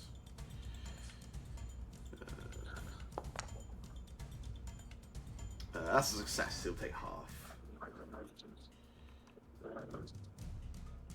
even with a penalty as well. Nice. 4 damage goes through on him as you fling that fire down towards him. Cool. Winterberry. Winterberry is thinking.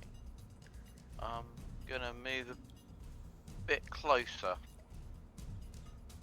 feel like I'll need to be closer to try and help fallen comrades.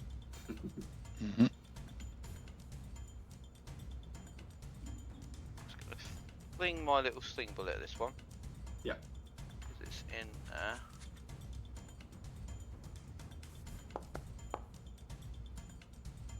Nice, that'll hit. Yeah.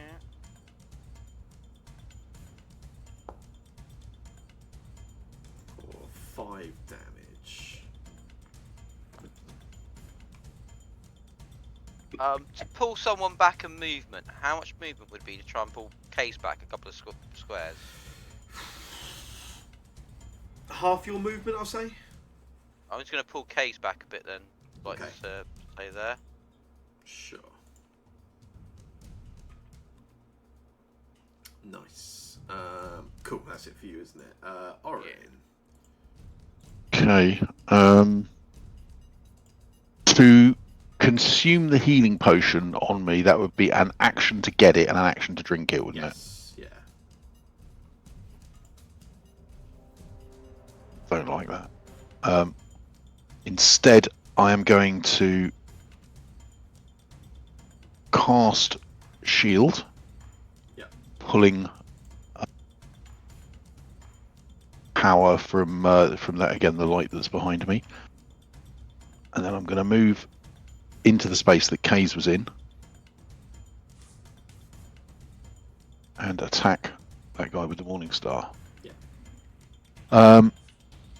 Yeah, I don't think there's anything else.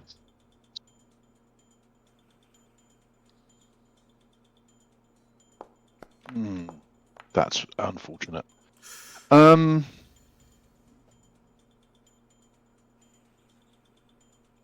re-roll it. I've only got 1 hero point. I am going to re-roll it. Yeah.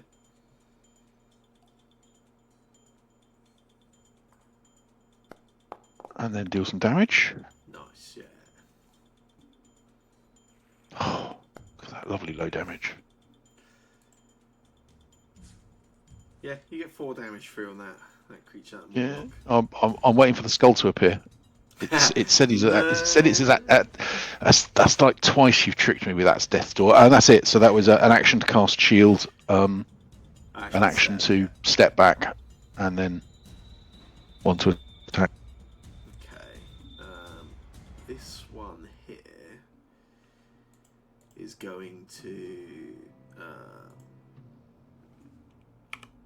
Yeah, he will take a shot with that sort of projectile launcher. Damn it! Phew. That is a miss. Mm-hmm.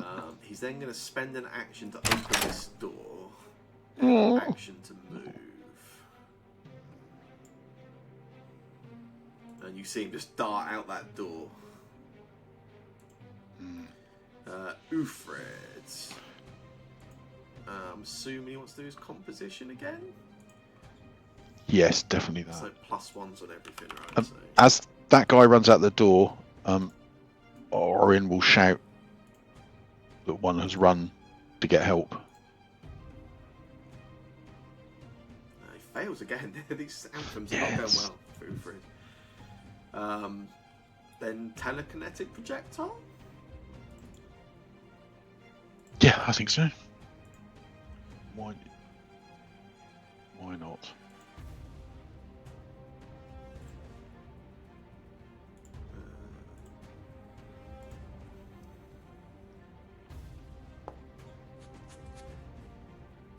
Nice.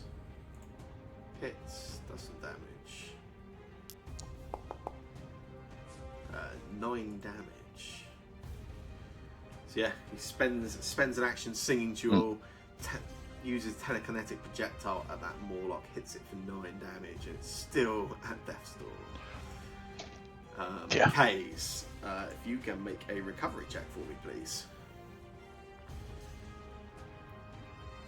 Which is familiar territory for you guys, so. Ouch. Alright, you got to dying too.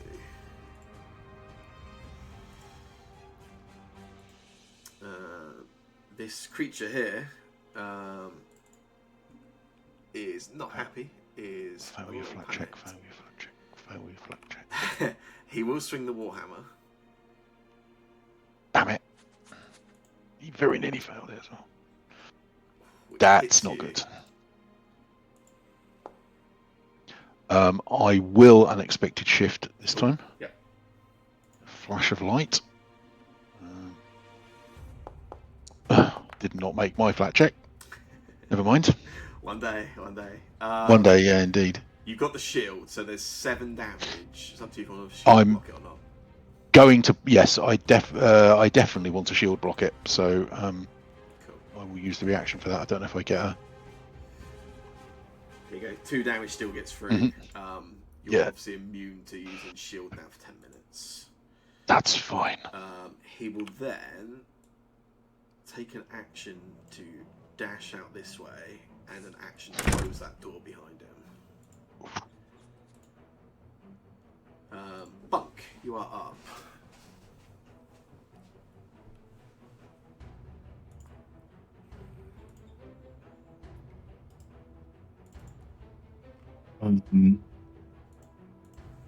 We should just get out of here, right? Yeah, we should retreat.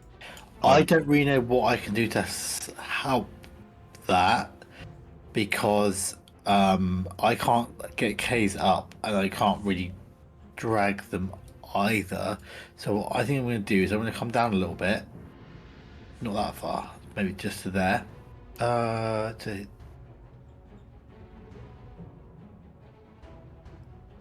there, and I'm going to. Can I hold an action? Is that a thing you can do here? Yeah, in this yeah, game? yeah. I'm going to hold a thing magic for anything that comes past this like line that I can see. Yeah, absolutely fine. I will provide covering fire, as it were. Nice. Winterberry. I'm gonna do lots of healing, and yeah, cast Lay on Hands on Okay. Case.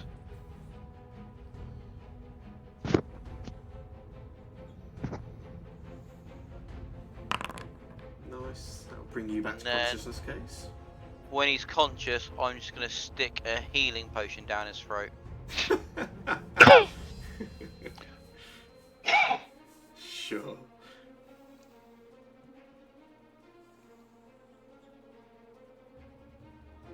Another 5. Nice. You're back up to 11 health, Case. So just throwing stuff down his throat. Nice. Anything else for you? I know my lectures is one action, but healing potion would be one to get out and one to feed it, right? Oh yeah, 'cause it's only the bombs you get the quick bomb. I think. Yeah. For it. Yeah. Cool. Orin. I will do a similar thing. I will, keeping an eye on the door, get the healing potion from my pouch or wherever it is and drink it.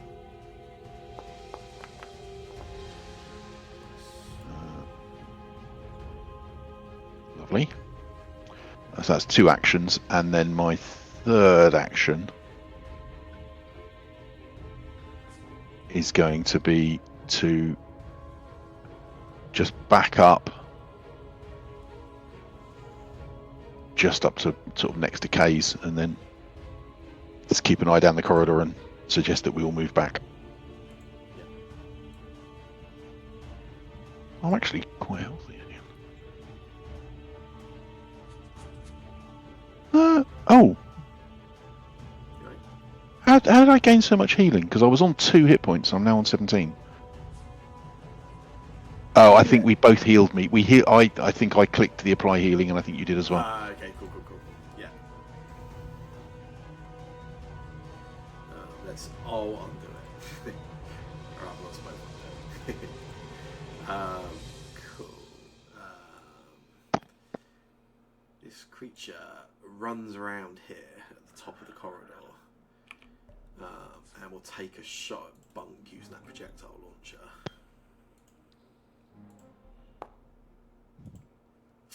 That is a massive crit miss. Yeah, he dashes around the corner, seemingly too excited that he's got the jump on you guys, and just lets a shot out of another lump of wood, comes out this little catapult, and just smashes into the ground. Doesn't get a good aim, just overexcited. Ufred's gonna try and sing again. I assume. Yeah.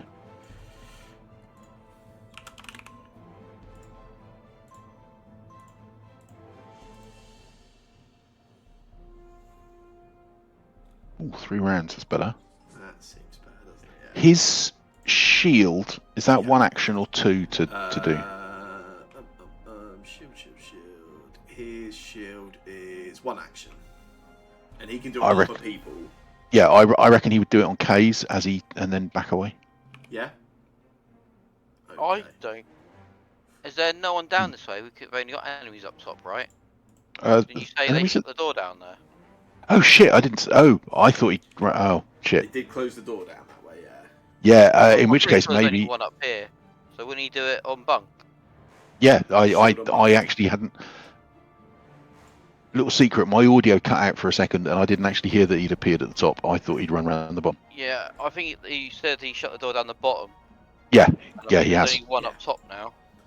So yeah, Ufred Okay. sings. He casts shield on Bunk, and then he's got an action. Move up that way to get within TK range, maybe. Can he hold an action for a projectile?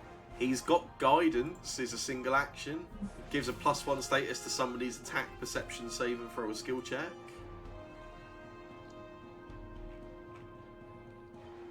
He's going. Throw everything on Bunk. He's the closest one to action now. Yeah, give guidance to Bunk. I guess shouting something like behind you.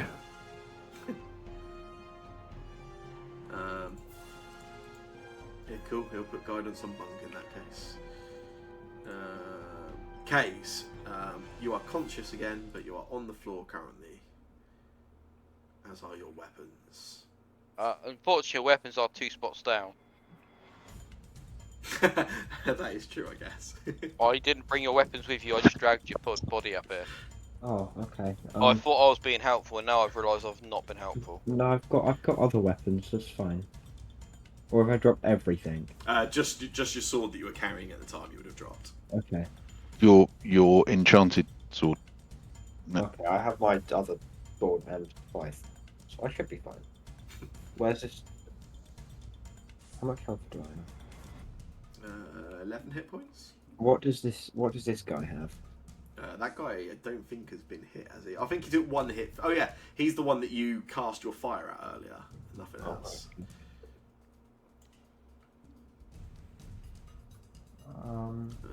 I'm going to suggest, as I've got another hero point reminder that's popped up, and Bunk is facing down, apparently has now become a frontliner, I'm going to suggest that Bunk takes a hero point. That's fair. Very kind of you. What would you like to do, Mr. Case? Action up from prone, yeah? Yeah. Oh, yeah. Forgot about that. That's cool. That and then. Oh, I can't do anything.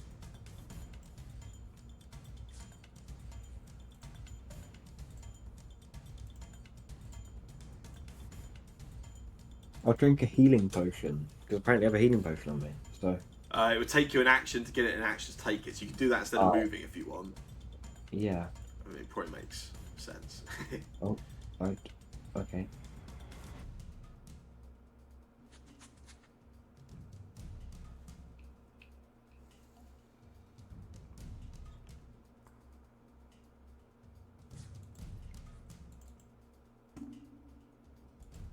Do you want me to roll a D? You Okay. should. What did you do? Oh, I don't know I how pressed you. use. Oh, I don't know how you did that. Okay. What was the roll for a healing potion, Minor? 1d8. 1d8, yeah. Roll 1d8 for me then. I'll heal you Okay. that much. Yeah, it is, yeah.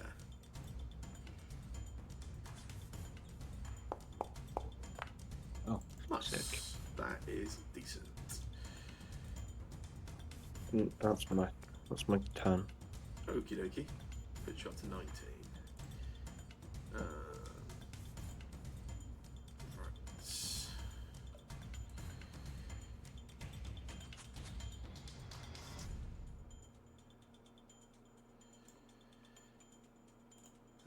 Punk, it's your turn.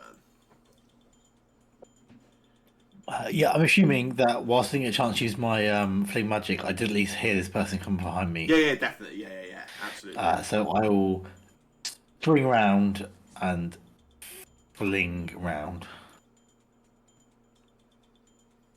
If they hit me, I'm basically dead. Join the club. Yeah, but you at least had taken a few hits already. That's true. Actually, I'm not as squishy as Winterberry. He fails, takes full damage. Yeah, get fucked, mate. Right, Winterberry's- 1 second.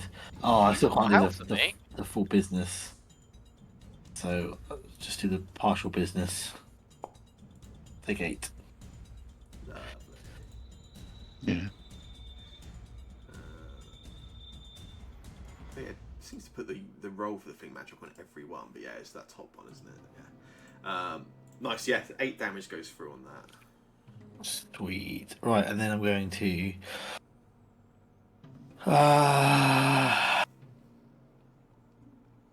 Do you know what? I'm going to exploit vulnerability because just see if I get any extra information. Yeah, Just because yeah. I have a what's it called on me tonight, guidance, and guidance is kind of useless otherwise for what I do. So I'll do that. Could there be a way that we can use exploit vulnerability without posting it to chat every single time? I will have a look into that. Yeah, I will find out. I'm sure there's Maybe a it's way to worth do it. I don't know, it's just a very long chat card is the problem. It is, yeah. I think there's a way for me to do it, at least have it minimised, I believe. Yeah, that's that. The success is good. Like the bit that comes up after the success with the information I get is wonderful. But the Yeah. other, actually, esoteric warden is also quite helpful as well. So that's definitely a good idea to do this. Cool. Yeah. So yeah, you get the I personal antithesis, you get the aesthetic warden. yeah, and I get to ask a question. Yes, you get some more information on these creatures. The question will be, obviously they're a bit funny when it comes to light. Yeah.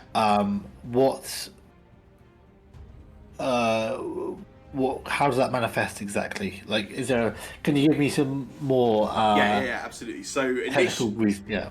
initially they're blinded to bright light and they become entirely blinded. They do normalise to it a little bit, at which point they are just dazzled. So initially they were blinded and were missing everything. They are still getting penalties to everything they're doing whilst in light, but Okay. it normalises a little for them. Cool. After how long? After about 12 seconds. Okay, cool. But that never goes away. They always struggle with the light. Yes, yeah. Cool. Yeah. Awesome. That's good. I'm good. I'm done. Okay, Winterberry.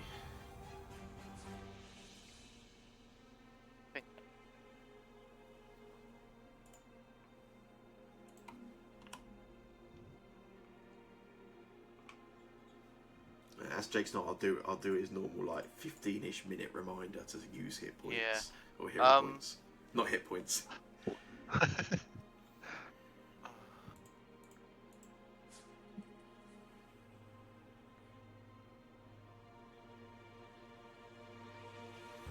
I would also like to say Bunk has got the highest AC and one of the highest hit points. We can see it. Yeah, he has. Have the highest AC. Yeah. You've got shield on you here for +2.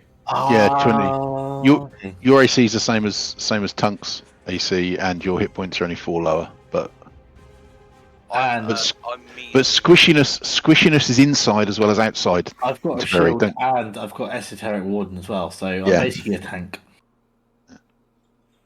You know, what? I'm gonna try something completely different. I'm gonna use 2 actions to run up next to him, Whoa. and I want to just. I've been wanting to try it for ages. Sam knows what I'm gonna do. I'm just gonna go. Achoo!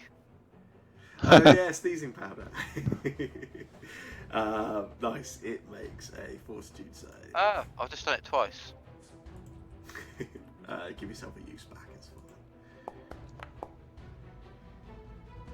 fine. Annoyingly, that is a success. Yeah, you. Can't even hero point that, can I?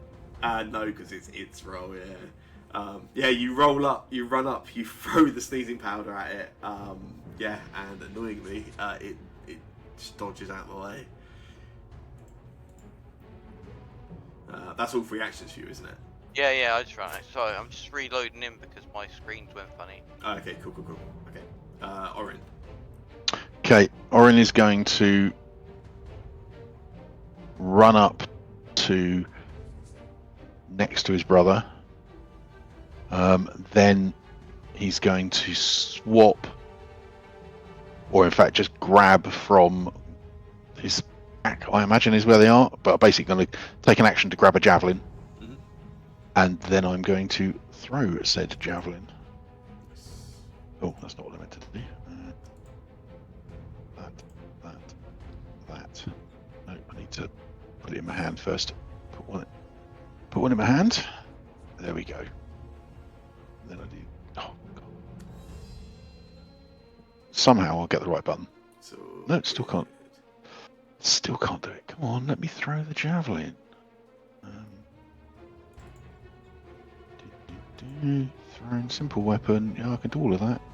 Strike +7 on your. Yeah, it's not giving me an option to click on that for the javelin. You looking at your actions page? No, I'm looking at my inventory because I'm an idiot. Yeah, that'll be exactly why.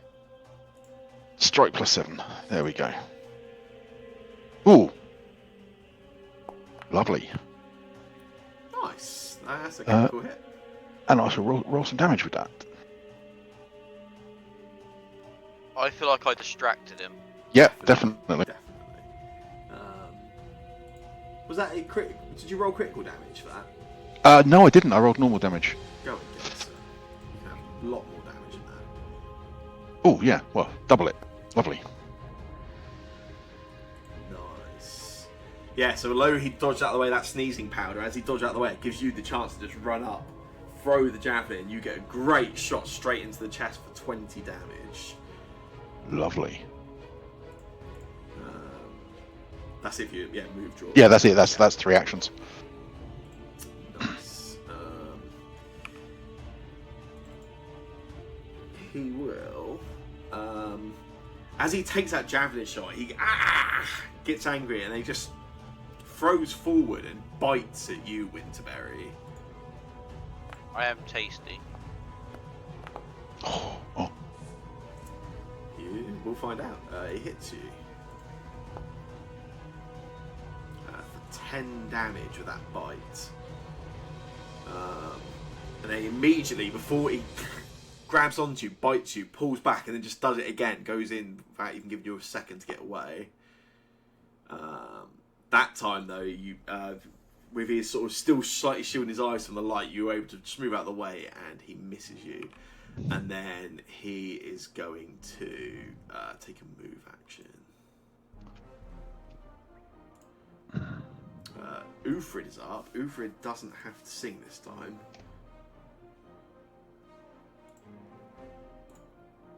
Has he got any healing? He has Soothe.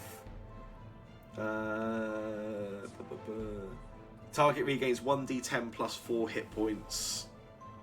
Yeah, it's one of it. He's only got 3 spell slots per day, but yes, he has got that. Ooh. You can use one. I of his reckon spell slots. maybe save it because it's only like it's almost 10, and let's not spend one of his resources Okay. Your two cards. just in case. He can certainly shield someone. He can guidance someone. I guess Bunk's moving. Bunk's Go immune on. to guidance now because Yeah. he's had a guidance on him. But yeah, I guess maybe move forward and shield on Winterberry. yeah. Seems like a thing. Pet the berry. Has he disappeared from sight, Winterberry? Winterberry can't see anything because it's too dark. Okay. Guidance on Winterberry as well. Yeah, why not? Just give Winterberry the bunk treatment.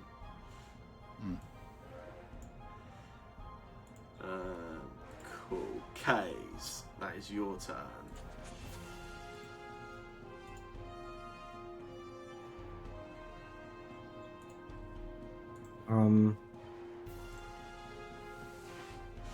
So 9. Don't go after him, Case. Orin shouts from further up the corridor. Phil's mic Stay with he us. said, "Go after them, Kays." Putnam down. Revenge. I don't know what to do. Where did they go? Around the corner. They could be doing a full circle, though. Do I stand down there instead? Just to make sure they're not, like... I reckon you're okay. I mean, maybe there, because Okay. they're gonna. Yeah, if you're down there on your own, because when they hit really hard. So you're better off in the light with us. Could I prepare a spell? Is that possible? Yes, I think so. Okay. Could I prepare a spell for if anything walks, like, in 30 feet of me? Or, like... Yeah. Yeah, I think that seems fine. Okay. There we go. That's my turn. When you ready an action, it has to be a single action spell. Your spells, at least, are all 2 double actions. Oh, never mind then. What's something cool I can do? Dance. Got melee Hey, weapon. Fox dance. Flaming hands of the 3 people in front of you. I could do. That would be pretty funny. Maybe you could join the Morlocks. Yeah. I could put on an Maybe he is a acrobatics Morlock. show. I'll let you think on it. Okay.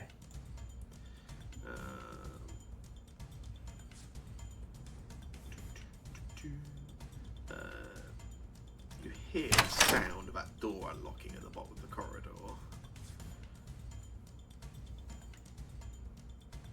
And it's Bunk's turn.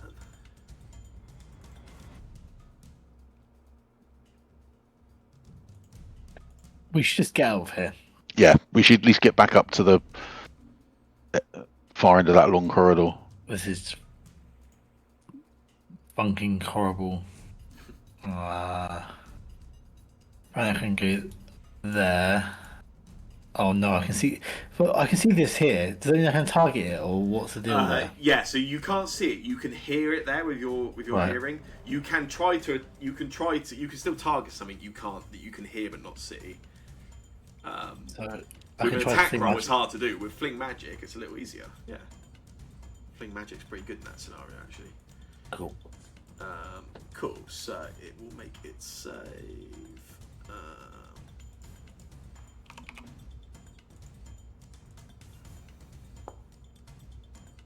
Success, takes half damage.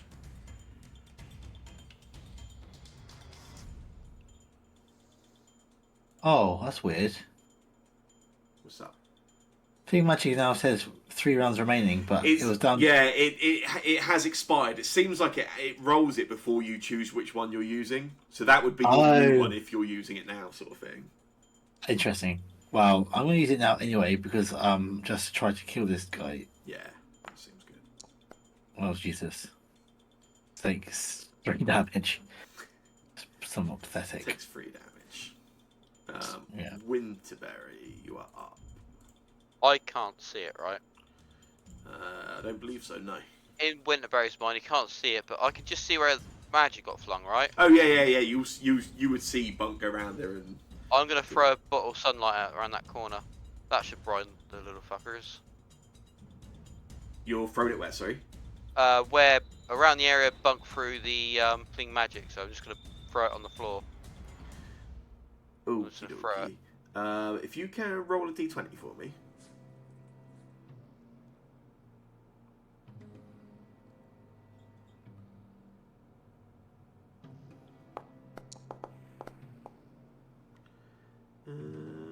Nice, that'll be enough to do splash damage to it still.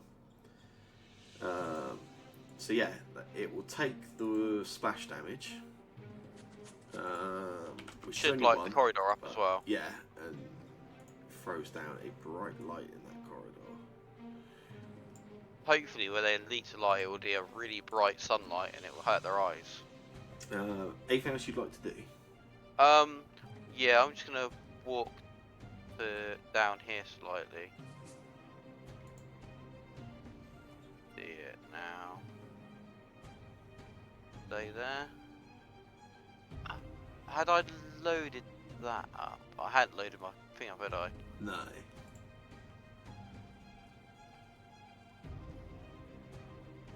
You know what I'm gonna do? I'm gonna go there and shut the door. Nice, yeah. Yeah, spend action, close the door. Orin. Okay. I'm going to, I think, run up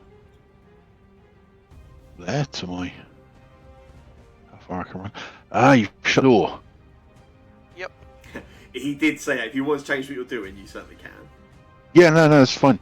No, I did, yeah, it was, I did know he shut it. It was more of a, okay. That does mean we're trapped in this corridor.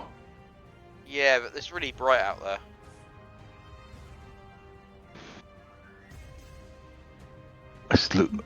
Orin's looking back at the door just behind him. Yeah, there's a load of like pieces of. Yeah, no, that's being blocked up, isn't it? Yeah, he's not going to open that one. There's a door over there as well. Don't think there's an awful. Okay, so that's one move. I can't move and then hold an attack 15 feet. It's going to be 20 feet away. I'm going to step, or action to step to there. Mhm. And I, with my, I basically do anything with my third action, but what he's doing, he's got the Morning Star ready. And I'm preparing to use my retaliatory strike if it opens the door and something opens the door and attacks there, but that's really all he can do, so that's it. There is a load of commotion behind you, Kays. As this Morlock chases after you with a warhammer, and he will swing that warhammer at you. Ooh. Which is a critical miss. And that ends his turn. Ufrid is up. TK attack on the guy that's just appeared. The one alongside Kays. Yeah, I reckon. Makes sense.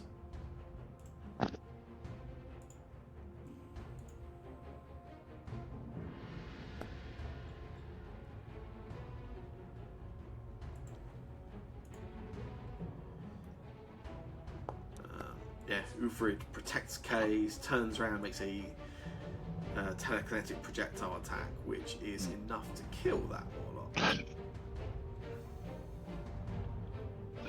Oh, He has one action left.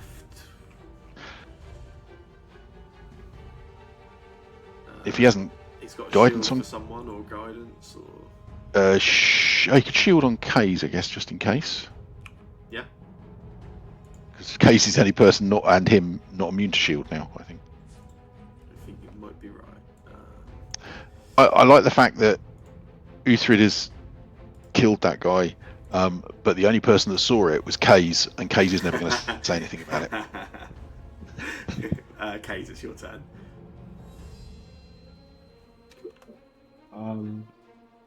Okay. Hold on. Let me think of what to do. Sorry.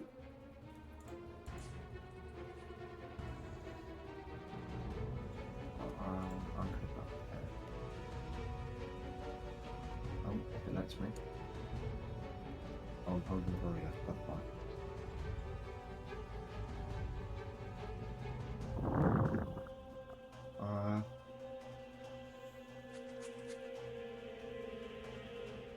Can I hold another thing for 30? No, I can't do that. Never mind. I'm so done. I don't know. I don't know what to do. Okay. I think there's a lot we can do when we're not in close combat. That's right. As we're getting towards the end of the session, I'll move on quick. If you suddenly think of something, that's fine. Okay. Bunk.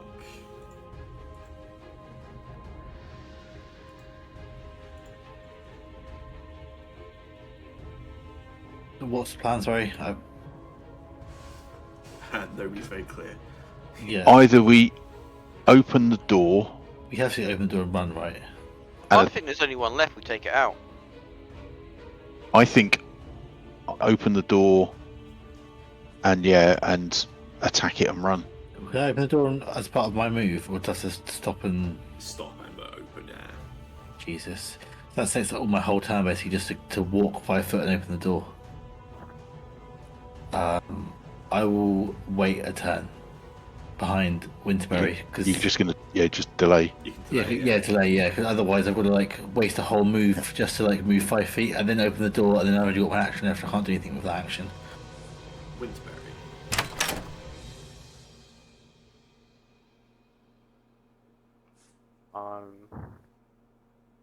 2 seconds. That's not what I wanted to do. Sorry. So. I realised I was going to move next to it and I can't move, change weapon and hit it. So I Yes, need to one to open the door. Yeah. one to open the door. I will reload my sling. Yeah.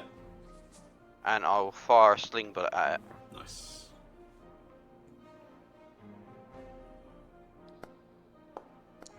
And I will use my hero point. Plenty to use. Ooh. Nice. There you go. Damage. Roll damage. Yeah. Wait. Ping. It's better than That's better pretty than good, right? Bunk, if you want to come back in, you can. Yeah, I do. I'm going to move. Oh my, sorry, it's really laggy for me. fling and run. Yeah, that's basically. Well, I'm going to run and fling, but same thing. Sorry, I didn't mean to move there. That's Ignore fine, that. that's all right. No worries. The whole thing lagged out a bit. There you go, 25 feet to there, and then fling. Yeah. So he'll make his reflex.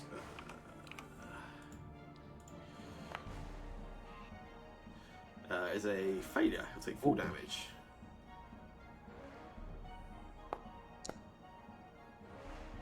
Nice. Puts 8 damage on him. Not enough to kill him, is it? It's not. It's not. Jesus, at death's Orin. door is a lie. At death's door, I think is Morlock for actually quite healthy. Yeah. Okay, What would you do? it's me now. Yeah. In which case, I'm gonna follow the example of my brave brother. Gonna move to there. Yeah. Oh, hello. Then, hopefully, clobber him with the Morning Star.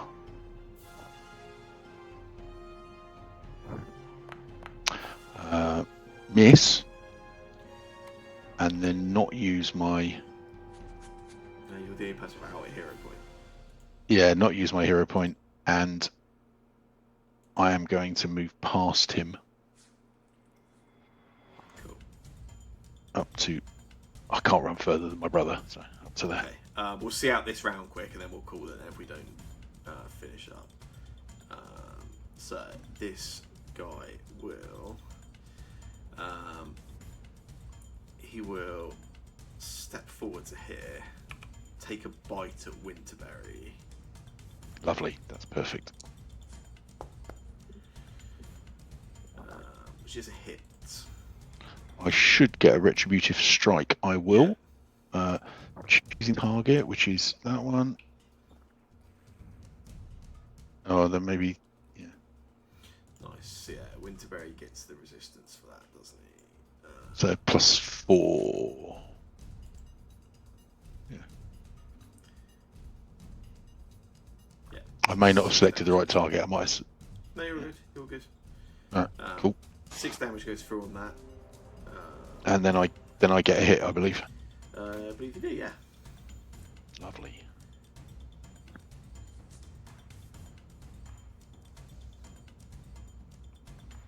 That's better.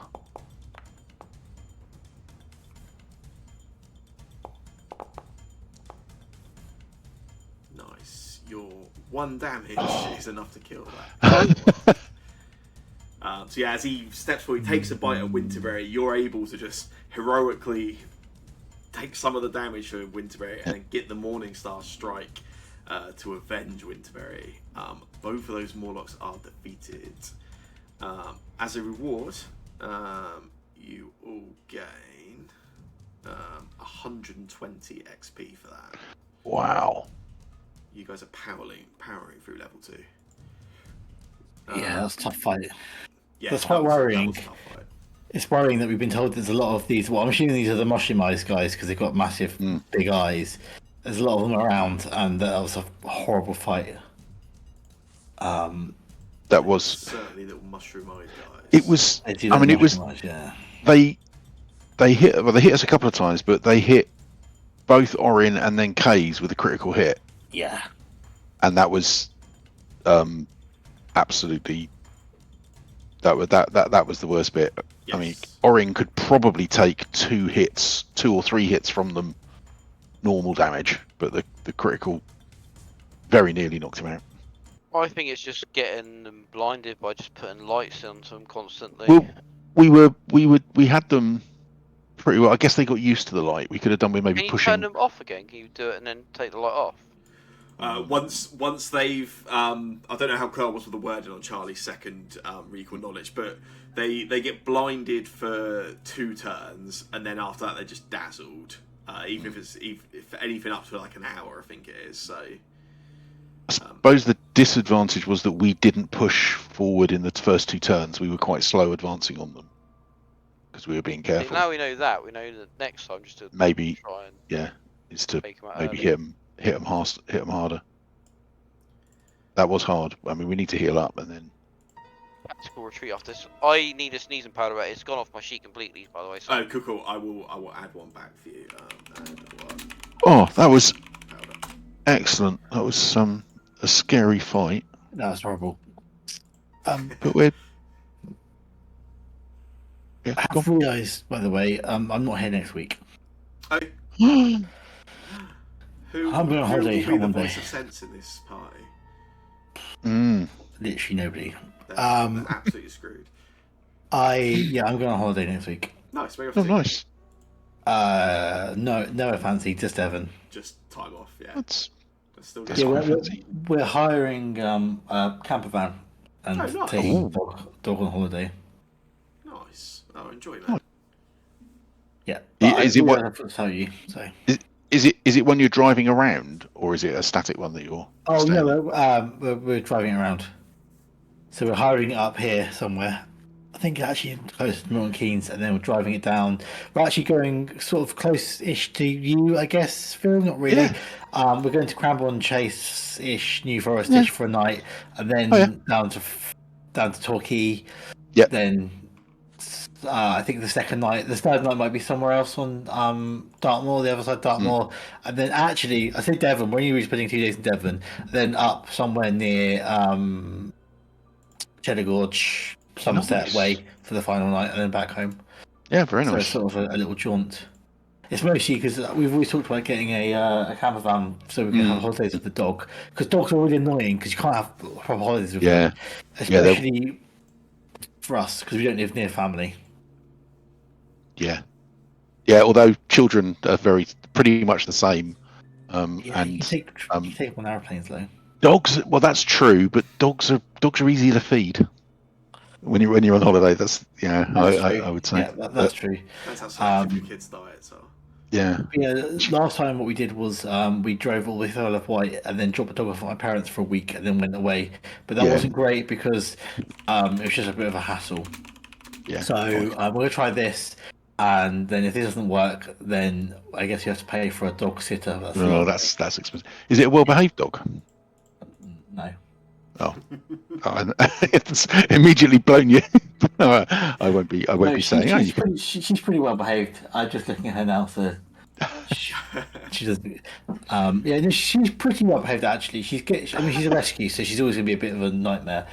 She's only got one issue at the moment, which is that she can't go through a night without at least weeing, if not weeing and pooing. Even if she goes out to the toilet and does all her business at like 11 o'clock at night, she still cannot go like 6 hours without needing it at night. Daytime, fine. Just at night time. So Feels like our dogs have a lot in common. yeah, other than that, she's actually quite good. Oh, Tries quite hard. Sometimes her desires get the better of her, but she does try. So yeah, we're looking for it, but unfortunately I won't be here. And I realised I probably hadn't mentioned it, or if I had mentioned it, I hadn't been sort of super Yeah, no, it's all good, dude. super All clear. good. So obviously, yeah, just feel free to take over.